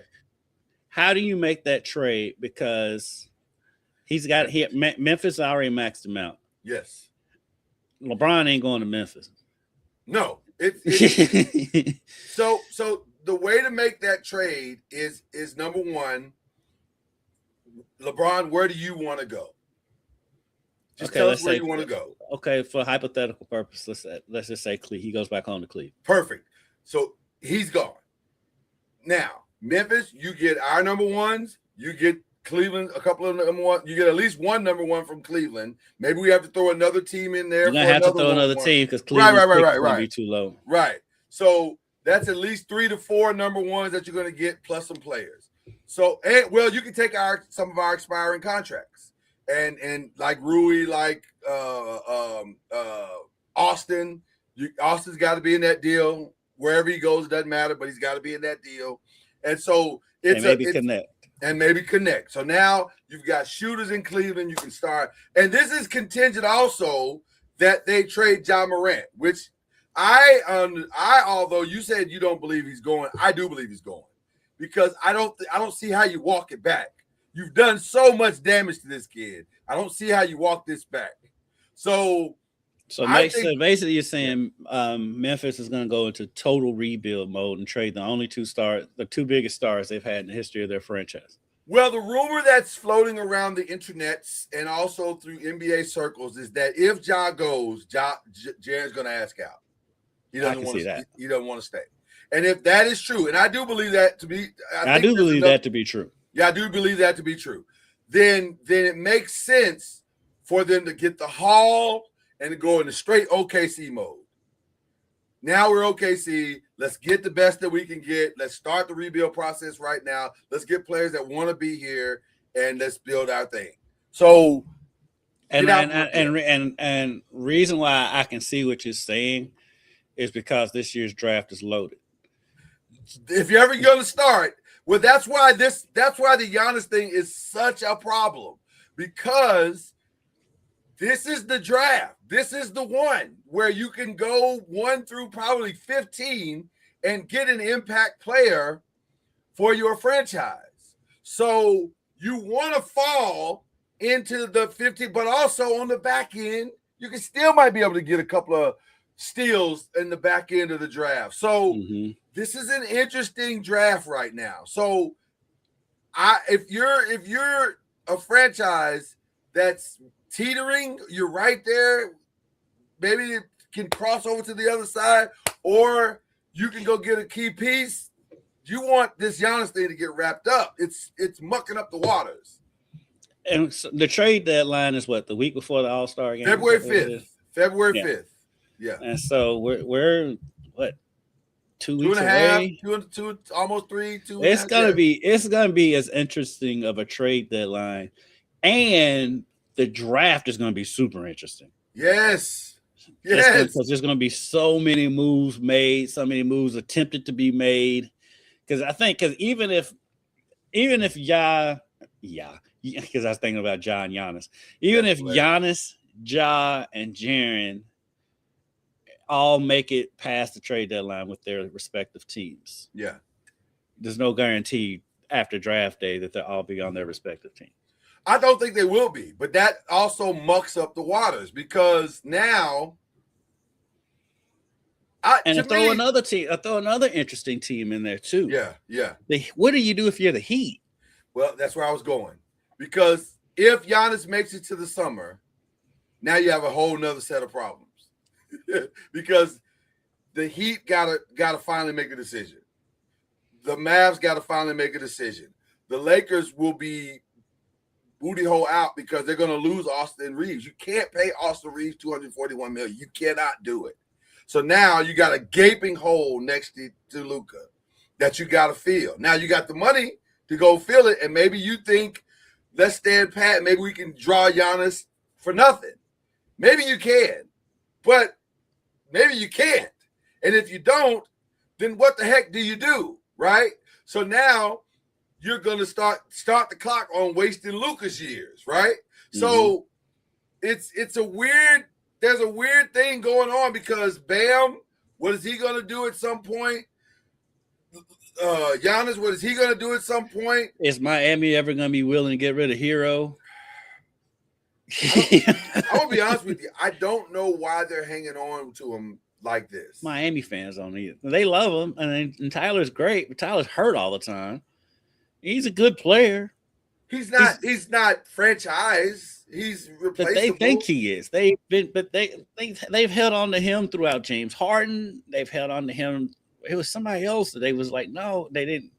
I want to say KD may have been one of those players that they didn't. because they didn't want to get rid of KD, Hero. I know James Harden. Yes, it may not have been KD, but definitely Lillard and James Harden are reasons they did not. They let trigger on those deals, because they wanted to keep Hero. What do? Another 2 more sneaky franchises and all this too. Yeah, Indiana and Boston. So Indiana, they're gonna find because Indiana's off. They're gonna be in the lottery most likely, and Boston's gonna be close to. Boston might still scrap around and make it into the playoffs, but they're gonna have a higher draft pick than normal. No, Boston's doing good. Yeah, but Boston's doing good. The problem with Boston is they're paying a ton in like they are top heavy. Boston's number 2 in the Eastern Conference, but they're top heavy. They're top heavy, and I don't know if that's sustainable because it's not sustainable. You can't pay $300 million. Well, plus just for the season, Philly's coming. Philly is coming. And by the way, Philly's got some challenges financially. Like there's some teams that are going to have to dump salary. Like and Boston, I think is going to be. I just don't think. But like just this season, I keep hitting this thing. Yeah. This season, Philly's coming. I think New York will catch Boston. They're only a game and a half behind them. Toronto, I don't know, and then Cleveland should be playing better than they are. I don't know what Cleveland's doing. They almost blew that game last night against Charlotte. Right. So, but those 4 teams that are right behind Boston can all catch Boston. And so, yes, as good as Boston has been playing, that is 1,000% correct. And honestly, if I'm Boston management, I'm like, yay, we're winning, but damn it. Do you know who I agree? Do you know who Boston should be thinking about doing a trade with? This is going to sound crazy to you, but I don't know if I'm wrong. That Karl-Anthony Towns thing could be it for them. This Karl-Anthony Towns thing kind of came out of nowhere. Well, yes and no. I haven't heard that for Boston. I can't see the Knicks trading him to Boston though. That's not gonna happen. Well, but maybe because they got to get out from under that Jaylen Brown contract. As much as they love Jaylen, and Jaylen has been awesome for them. And personally, I would hitch my wagon to Jaylen. That's where I would hitch my wagon to. What do you think about Cat going to the Lakers? So because I think that's more likely than him going to Boston. let me answer that question. That's it. Because we just had this discussion.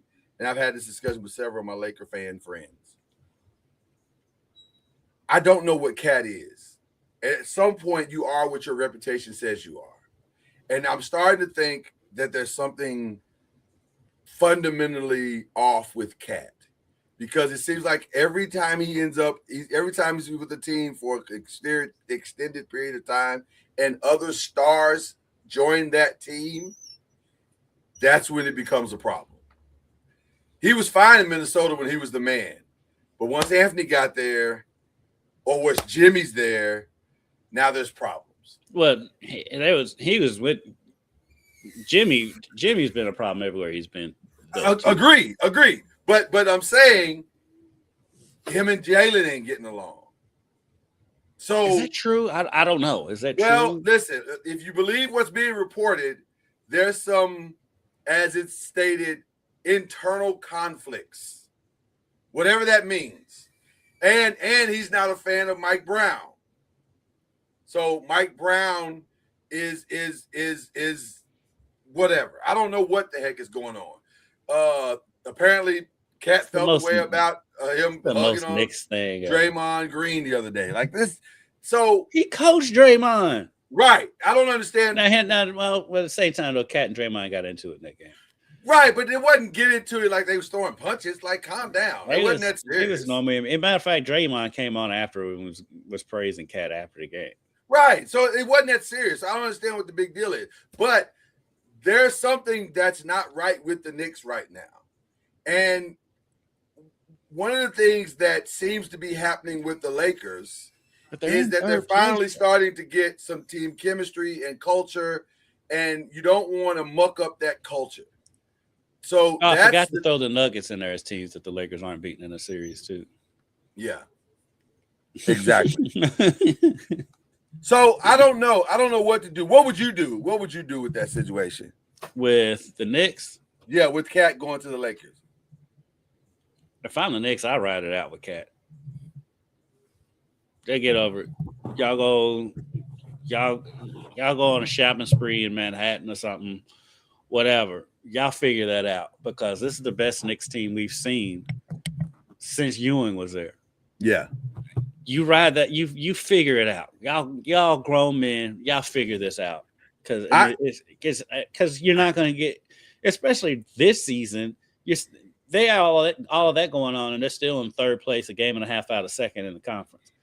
And it's not been good the last 10 games, but that doesn't mean it can't turn around. But they won by 100 last night. Right. Right. So and you're not far off from. You're not far off. You're right there. I mean, you're right there. Opened up for you this season that you ride it. Y'all figure that out. I'm not trading Cat. I agree. I agree. Just I wouldn't do anything. Y'all bickering. Every team bickers. I mean, you think the Bulls got along? No. You look at Mike and Scotty act now. Right. Clearly, they didn't get along. Obviously, Scotty's a crazy person. So let's go through some of these names. I think Kuminga should pack. I think that's over. Kuminga's gone. Yeah. I think Ja is gone because I just don't see how you walk this back. I think he stays. I think Memphis is too scared to get rid of their first big star. Initially, I thought Zion was going to stay because I don't think anybody wants him. Well, I just heard that the Wizards do. What are the Wizards doing? Well, they might hire Belichick. We think we can win. Hey, sports is sports. What difference does it make? He's a leader of men. He's a leader of men. I could see that. I could see Zion actually going to team up with Trey. 100%. I can see that. I can see that.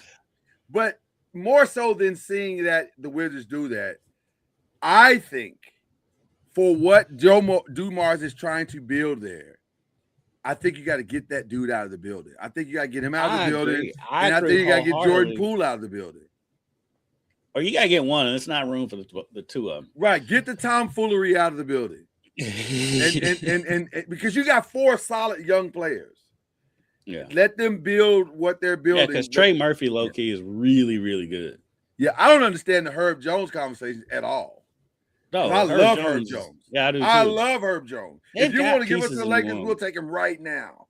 Him or Trey Murphy. Yeah. Yeah, or Trey Murphy. We'll put him in a hat. You choose for us. Yeah. We'll take them both. So, but Zion, I think now, the other team, I don't understand why they're waiting on what Giannis does. Because I don't think Milwaukee wants any of those parts. Maybe Kyrie, maybe Kyrie. Cooper Flag. You'd have to do Cooper Flag and Kyrie for them to give up Giannis or whatever Dallas has. I'll just say this. I think Dallas needs to have a full-on fire sale, put them players on the front line of American Airlines Center, and sell. Because it does not make sense to hold on to any of those players. Cooper Flag is playing fantastic. He's having the rookie season that you want him to have, where he's learning, he's understanding the game. It's slowing down for him quickly, which is amazing. He's the pick that you thought you were getting. Yeah. He's your Luka replacement. So now that you have your Luka replacement, start building around your Luka replacement.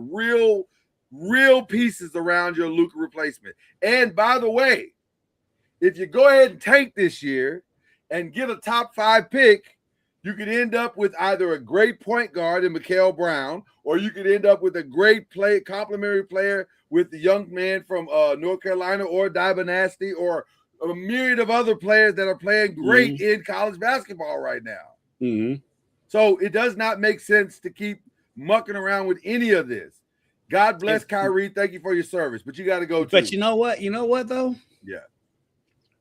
It might be ideal. It's probably a good idea for them just to stand pat because you're gonna get a good draft pick. They're gonna finish they'll finish in the lottery. Where they're at? Where are they at right now? Yeah, but I don't want to keep paying the money. I don't want to keep paying the money. Dallas is gonna finish in the lottery. Yeah, they are, but I don't want to keep paying the money. Why I gotta keep paying AD? Well, this is what I'm saying. That's your piece to move up and get 2 picks in the draft. That's why you stand pat. You talk about in the summer? Yes. I trade. Can I get those picks right now? Why are we waiting? Nobody's going to trade for AD right now. They might. AD's not playing the rest of the season. There's a sucker born every minute. It's true. The Wizards are there. The Wizards are trying to get Zion. But in all likelihood, even if AD is your trade, I think you keep Kyrie. I mean, AD is your trade. I keep hearing that, but I don't. For what? Going to get, because Kyrie is Kyrie. Kyrie is still that man. That's a hell of a backcourt with Kyrie and Cooper Flag. You're gonna get a solid rookie in the draft this year. I can't hear you. Kyrie is 33. I muted so I can get this information. Kyrie's 33. Okay. Coming off an ACL. He's also a smaller guard to where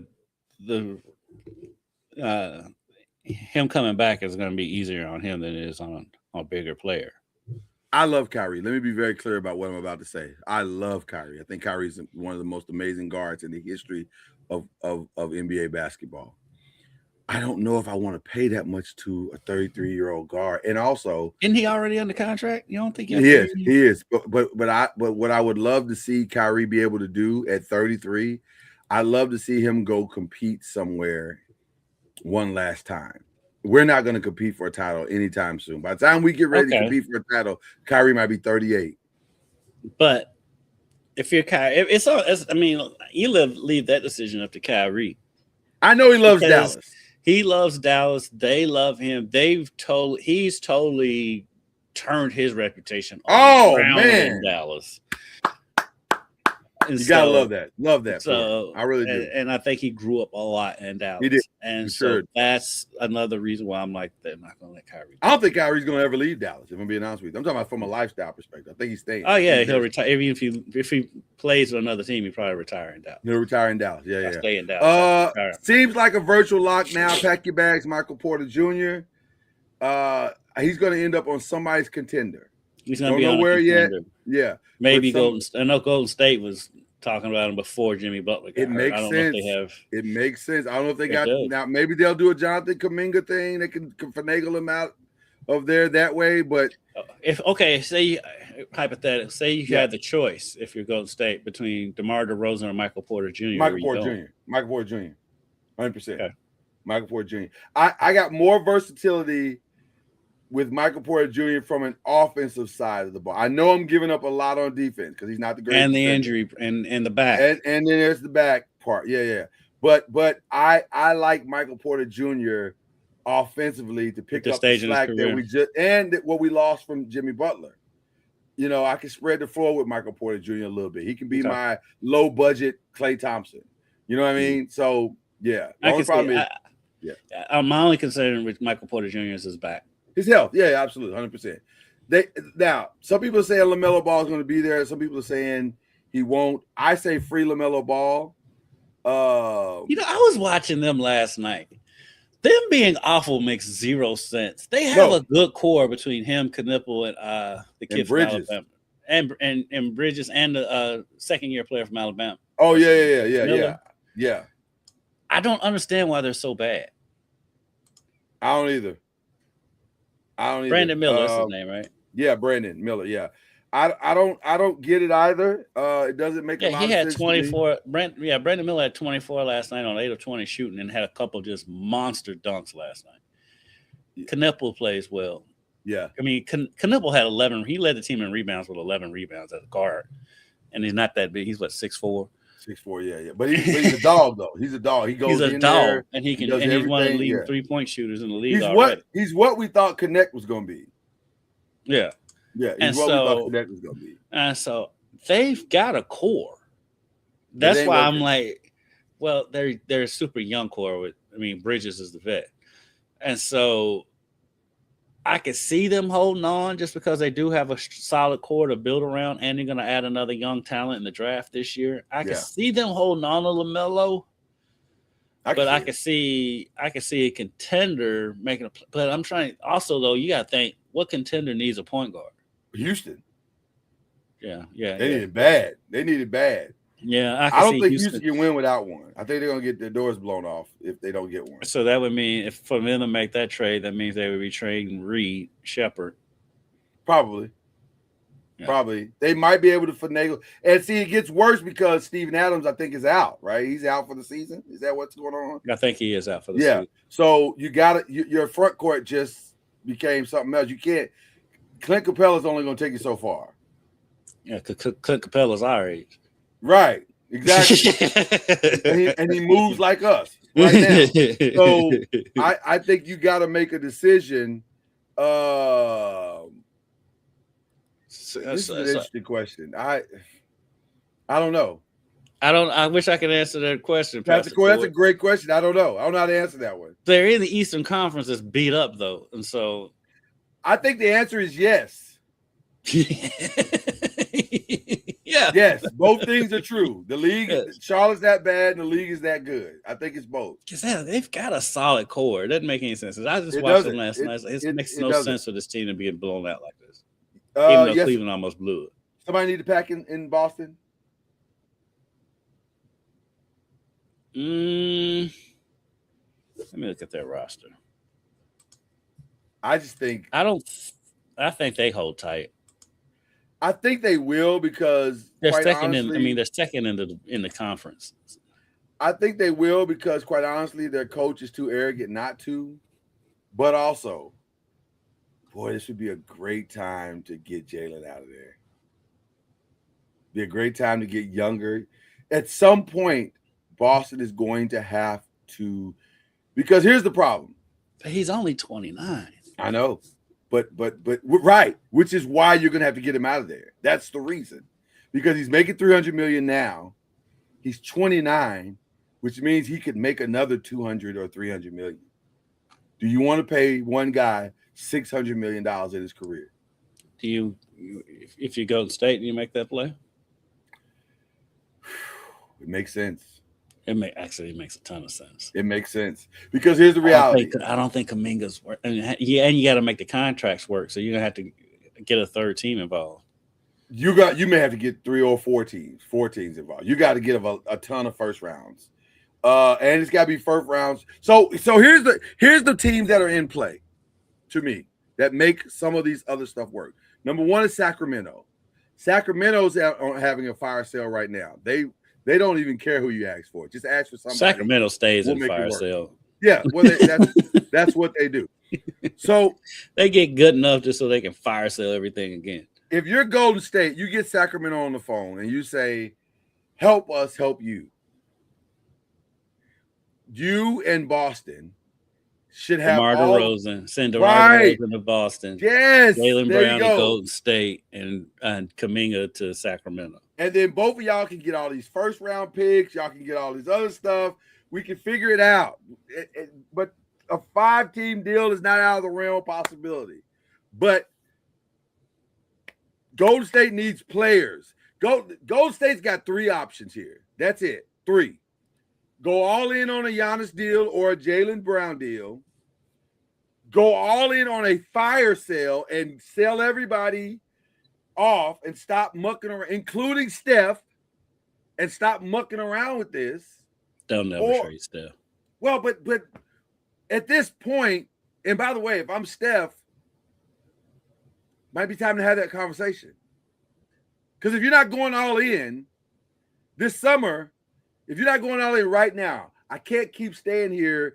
I'm 37. I'm 37, about to be 38 in March. I can't keep staying here playing my heart out, putting up all-star numbers, first team all NBA numbers, and we're not going to get out of the play-in. I got 3 great years left, probably 4 maybe. Something's got to happen, and that something has to happen here or somewhere else. Same thing for Draymond. Draymond's probably like, man, I want to go do something, at least one last run. It'd be nice, and I can give somebody 20 minutes. I don't think anybody's gonna make that move for Draymond.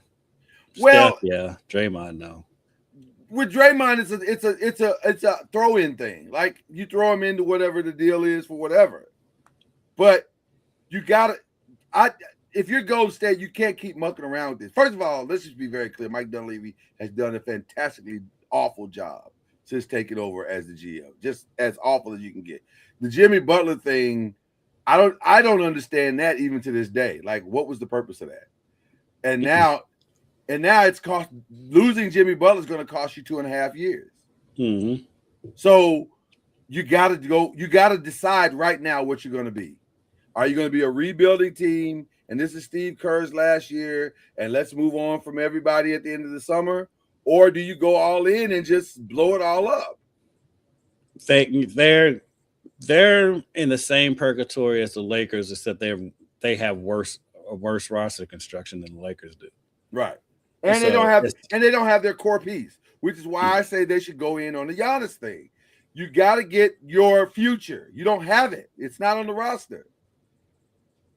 They would have to trade. They may be able to hang on to Draymond, maybe, but they would have to trade everything else to get Giannis, I would think. And why not? And why not? What are you holding on to these pieces for?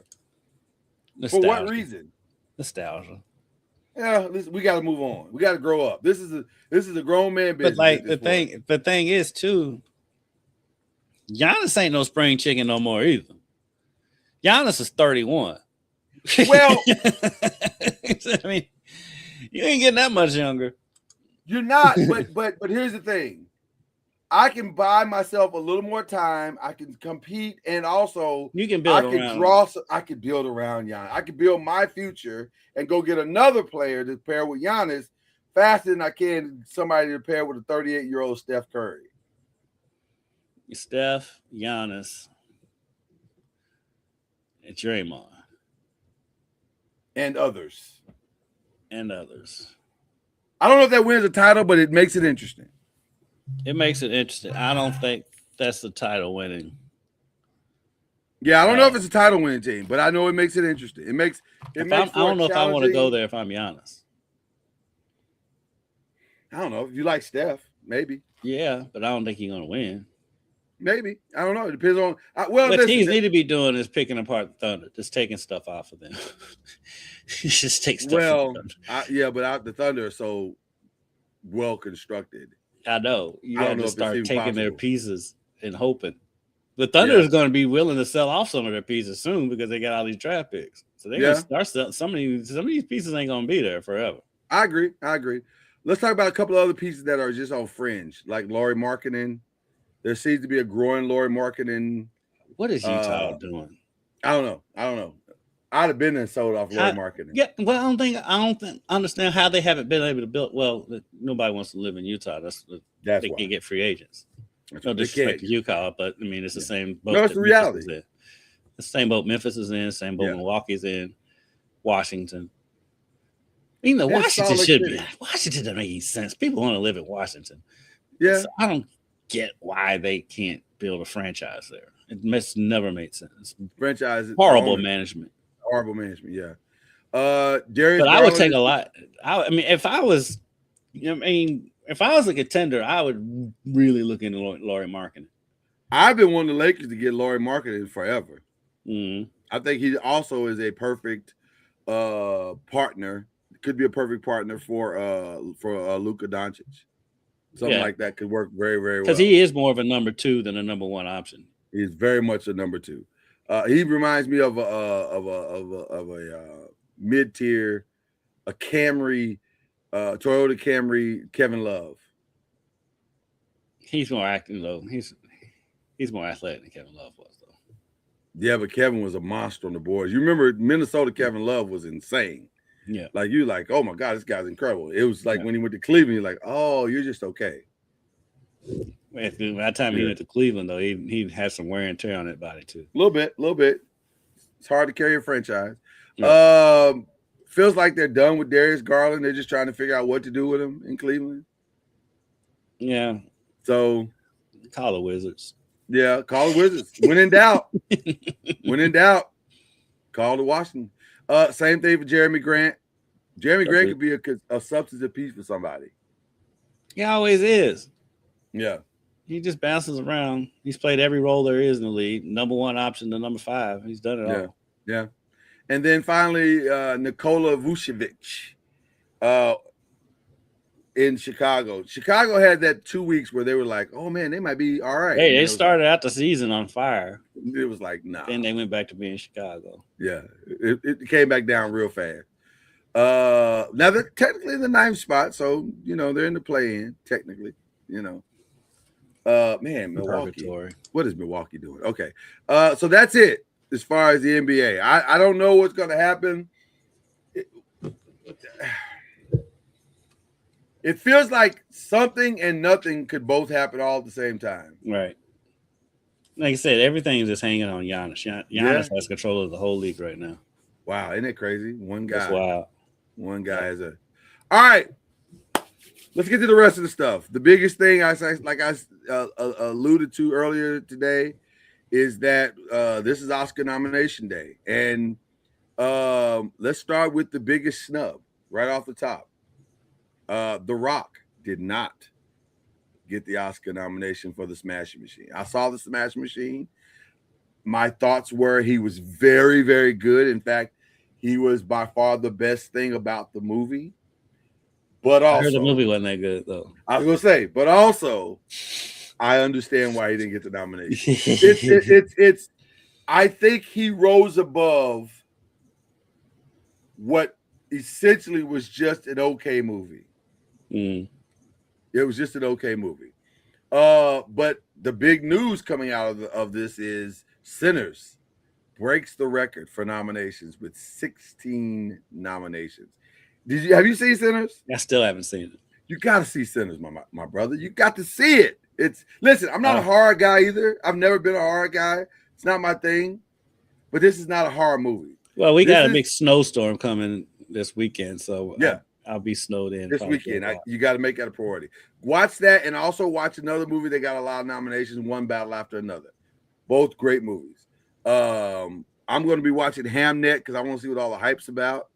And then also, which I had never heard of until like I had never even heard. I was just scrolling through social media and saw a thing for it. Yeah. But Begonia F1. I've seen F1. F1's good. I thought F1 came out like a couple of years ago. No, it came out last year. It was last year. Okay. Yeah. Okay. It seems like it's been longer, but it's last year. Frankenstein, Hamnet, Marty Supreme. I do want to see Marty Supreme. I don't know where to watch it yet. The Secret Agent, Sentimental Values, Sinners, and Train Dreams were the best picture noms. Michael B. Jordan got the best actor nom, along with Timothée Chalamet, Leonardo DiCaprio, Ethan Hawke, Wagner Moura, who actually won the Golden Globe, which is interesting because or was it somebody else that got that? I can't remember who won that, but yes, Michael B. Jordan seems to be the leader in the clubhouse on that best actor. We'll see. Best actress, Jessie Buckley, Hamnet. There's a movie called If I Had Legs, I'd Kick You. Rose Byrne. I saw that the other day. I just saw the title and cracked up. I didn't know that's a great title. Yeah, I don't know if it's a good movie, but it's a great title. I think they made fun of that title on Levitar one day too. Yeah. Best supporting actor. Shout out to the great Delroy Lindo, who got the nod for best supporting actor in Sinners. Love me some Delroy Lindo. Have always loved Delroy Lindo. Yes. All the way underrated. Back to Crooklyn and before. One of the more underrated actors. One of the more underrated dudes. Yeah, he's amazing. And the best supporting actress, shout out to Wunmi Mosaku from Sinners and Tiana Taylor, who many think could sneak in and get that one. We went on One Battle After Another. Yeah, we went on about her last week. Her rise to stardom has been amazing to watch. Amazing. Ryan Coogler and Paul Thomas Anderson and Chloe Zhao from Hamnet are basically battling now for Best Director. I think they've already decided Best Original Screenplay. That's probably going to be Sinners. Although Marty Supreme's Sentimental Value wasn't just an accident, Blue Mountain Boone, all the other nominations. It feels like the way they're going to justify not giving Sinners Best Picture is by giving Ryan Coogler an Oscar for Best Original Screenplay. That feels like that's how it's going to play out, but we'll see. Adapted screenplay feels like that's One Battle After Another. Paul Thomas Anderson has been killing it for that, and it feels like he's going to get that. Other nominations that are of interest, probably, like I said, F1 is going to probably get best editing. F1 is a visually phenomenal movie. It really looks amazing. The acting is good. It's not the greatest thing I've ever seen, but it's good. I'm curious about the best original song because Golden, the K-pop Demon Hunter song, is massive and it's everywhere. But for me, I Lied to You, Sinners is amazing. And if you watch that scene in the movie, it's one of the greatest cinematic scenes you've ever seen in the history of film. It's incredible. And that's not even hyperbole. It's that good. So yeah, a lot of great, interesting battles, if you will. Sinners, though, is the heavily favored film coming in with 16 nominations. And so I'm curious to see what happens. And then Pastor Corey said, what happens if Sinners gets 16 snubs? I don't think they're going to color purple them. Yeah, I don't think they're going to color purple them. I don't. The last time it happened, these days and times. Yeah, it's hard to justify doing that now. So I don't think that's going to happen. But we live in Trump's America, so let's see how it's worked out. So that's the news of the other stuff that I have. Is there anything? Oh, there's this thing called the championship. Championship weekend going on. So who you got? Kendrick Haskins. I think I got Rams. You know what? Going Rams. Okay. I think the Broncos are going to pull the upset. Really? So, Dr. O says, I want to say somebody said he said Rams, Broncos. I think the Broncos are going to pull the upset with Jarrett Stidham. So I think their defense is good enough to pull it off at home. I think they're good enough to pull it off. Trust me. One of my biggest thorns in my side as a friend is a huge Broncos fan and Kent Taylor. So I don't need them in the Super Bowl. Shout out to the great Kent Taylor. But I think they're going to pull off the upset on the Patriots. Neither one of them are that good to me, to be honest with you. But they're not. The Super Bowl is the Rams and the Seahawks. Yeah. I think you said Rams. The Super Bowl? Yeah, I see what you said. Yeah. God, it sounds crazy to think that the Seahawks, that Sam Darnold's going to tank this thing again at home. Because it's set up for him to do it this time, finally. But I don't know if I disagree. I just think the Rams are the best team in the league. I do think Seattle can win the game. Don't get me wrong. I would not be shocked if it's Seattle at all. It should be a close game. It should be a very, very close game. Team in the league. Rams defense scares me. But they played great last weekend. But their defense scares me. I'm going to say Sam Darnold gets over the hump. I'm probably wrong, but I'm going to say he gets over the hump. And I'm going to say Seahawks, Patriots. I'm going to go the opposite. And I mean, either scenario, I can see any of these four teams. I can see winning this weekend. But I think the Super Bowl champions in the NFC game. Okay, and I agree. I agree with that. The one thing about the Patriots is that they don't make mistakes. They just don't. They're not going to beat themselves. Now Drake May could beat them. Drake May absolutely could beat them. He tried to beat them last weekend. But the other 52 are doing their job, and they're doing it at a high level. If they could get Drake to calm down, then they're not. He's also a second-year quarterback, and so right, and that's why I'm not upset at it because that's what second-year quarterbacks do. But the way that they play and have their quarterbacks back, despite his mistakes, is what makes me think it's gonna be hard for them to go. It's gonna be hard for them to lose that game. And then I just don't trust Jarrett Stidham. There's nothing in Jarrett Stidham's career that makes me think this guy. I think the Broncos defense is good enough to hide him. Yeah. And so in a one-game scenario at home, I think they can still do it. Okay. Now, in the Super Bowl is a totally different thing. Super Bowl, the Broncos might get their fourth blowout and win Super Bowl. which very possible. Which I would thoroughly enjoy. Can I say something about the Super Bowl too? I'm underwhelmed by the entire thing, whatever it comes out to be. I'm underwhelmed. Like this is one of those Super Bowls where I'm not going to be like, the game's going to be so good. The Bad Bunny thing, I don't know enough about his music to really love the. It may try to be a phenomenal experience. I love that Bad Bunny thing for other reasons. I love it for that. Now I do love it for that. 1,000%. I agree with that. But I'd be lying if I said, "Oh, I'm looking forward to the." I couldn't tell you one Bad Bunny song. Right. I don't know what I'm doing here. But Bad Bunny's interesting to me. So we'll see what happens. But I'm not overwhelmed by any of this. Not like I was last year with Kendrick, but that's a whole other conversation. That's a whole different thing. Yeah. So one more thing from the other stuff. Yeah. The Bills owner proved why owners do not need to get in front of microphones. Oh my God. It's puts into this is in real life. We're able to see what Dominic Foxworth said when first time he sat across from NFL owners, he realized they're not smarter than him. They're not. No. Let me say this. Rich and successful does not equate intelligence. Prior to this interview, I used to think your owner was the most egregious owner I'd ever heard. But the Bills owner was like, hold this margarita. I'm starting to think that all the owners are like Jerry Jones. Just Jerry Jones likes the camera. He was so bad. Like beyond. And Biscotti was bad too, but he was funny. Scotty was funny. Right. He was hilarious. So I was like, I can tolerate this Bills owner. Oh my God. Need not ever get in front of a microphone again.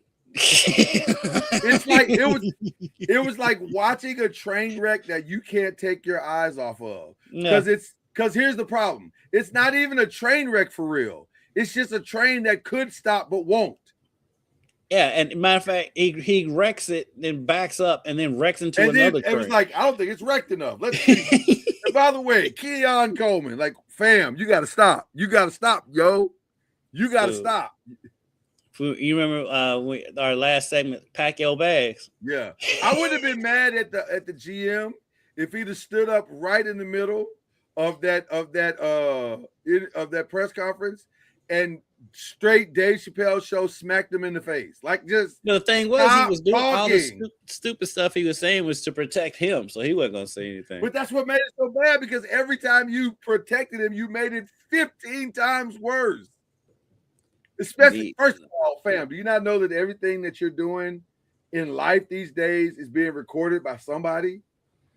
It took the internet all of 2 hours to find all of the video of the Brandon Beane saying, I really like Keon Coleman, and he ran a 4.5 at the combine. He was literally at the combine bragging about it.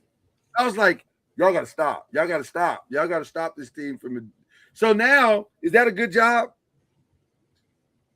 As long as you have Josh Allen, it's a good job. But oof, wouldn't be something I'd be seeking out.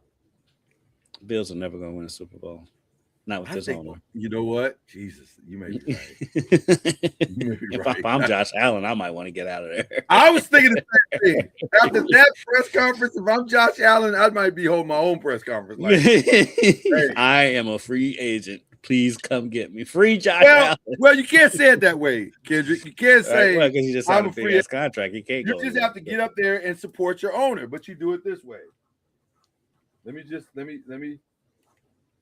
You get up there and you say, listen, my owner, I know he didn't say it exactly the way that most owners would and should say it, but he said it in a way that I respect, and I appreciate him for standing up for me the way that he did and for standing up for our team.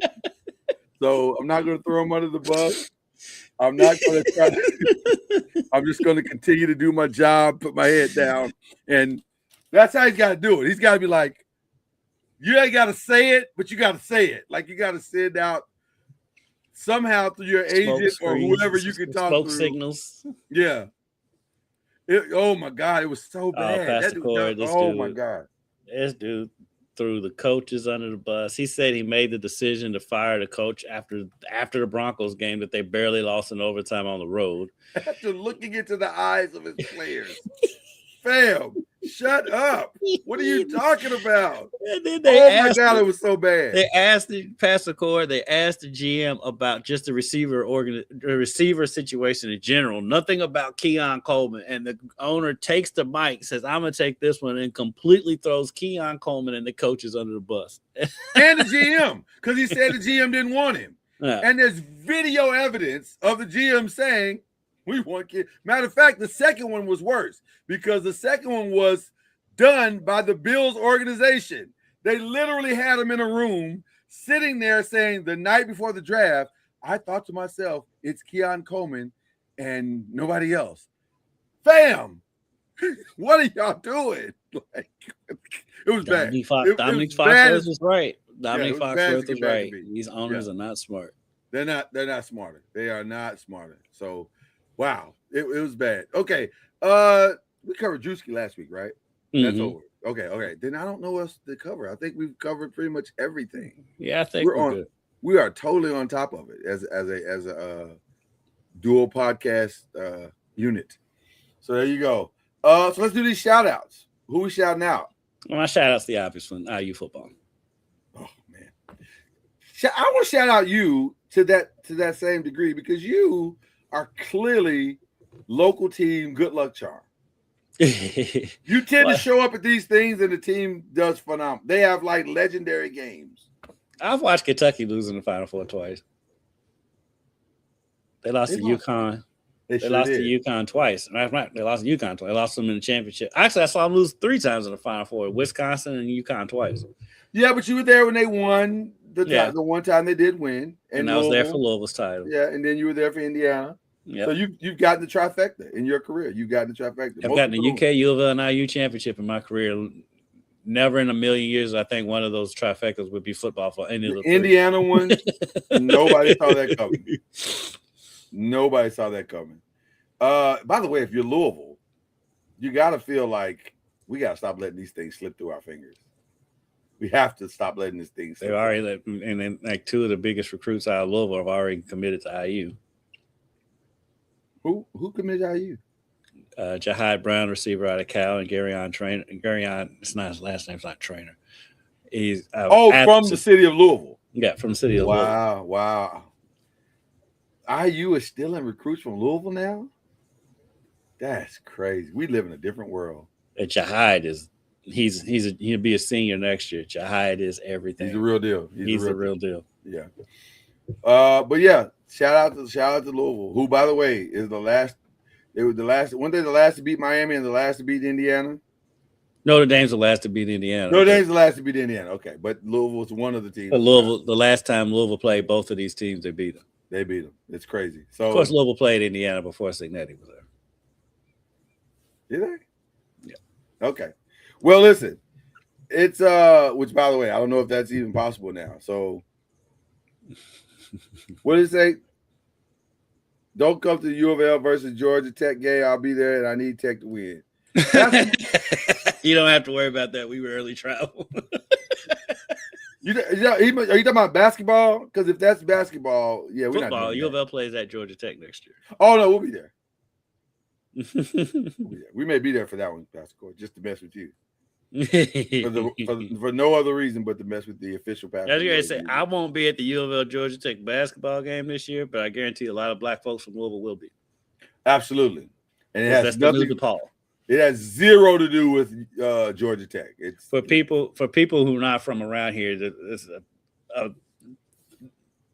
The big road game for years in the 80s used to be all the black folk would go up to Chicago for the DePaul game. My mom used to go to that game all the time.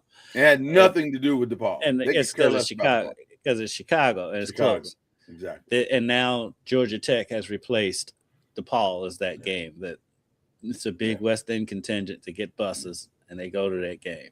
Shout out to Harold's Chicken, by the way. Yeah. So that's a great shout out, my brother. It's a great shout out. So definitely want to shout out to my Ryan Coogler and the crew for that's an incredible feat that they just pulled off. 16 nominations is crazy.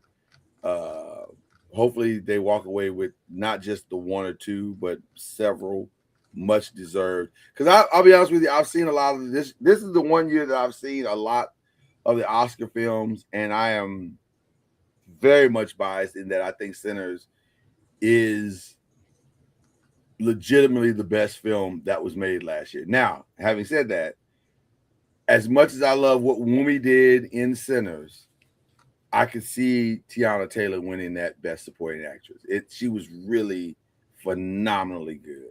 But I wouldn't be mad if Wumi won. I just think that's going to be interesting to see how that plays out. U of L does not play at Georgia Tech in basketball this year, so the West End road trip will not happen. Oh, dang. I don't know if there's one. I'm trying to look at it real quick because they play Georgia Tech at home, but they don't play them there. Yeah. So, yeah, that'd be that. All right. So that was my shout outs to that, and then also what was it? It was something else. Oh, of course, my Giants. Shout out to your Giants. Shout out to my Giants. We finally got a grown man in the room. Hopefully that will make all the difference in the world. I think it will. I think it's going to be an interesting summer. Yeah, interesting draft and summer. Because we'll finally have a plan, an actual plan that we go into the summer and off season with. This is going to be great. I'm excited. I'm very, very excited. All right. Let's wrap this up. Let's wrap it up. We're done. There's only one thing left to do once you give the shout outs. And that is, if I'd have done this right, I hit the wrong button. You usually hit that right on cue. Too. I know. This time I didn't do it. Give me the little thing you just did there. Cue the whistle.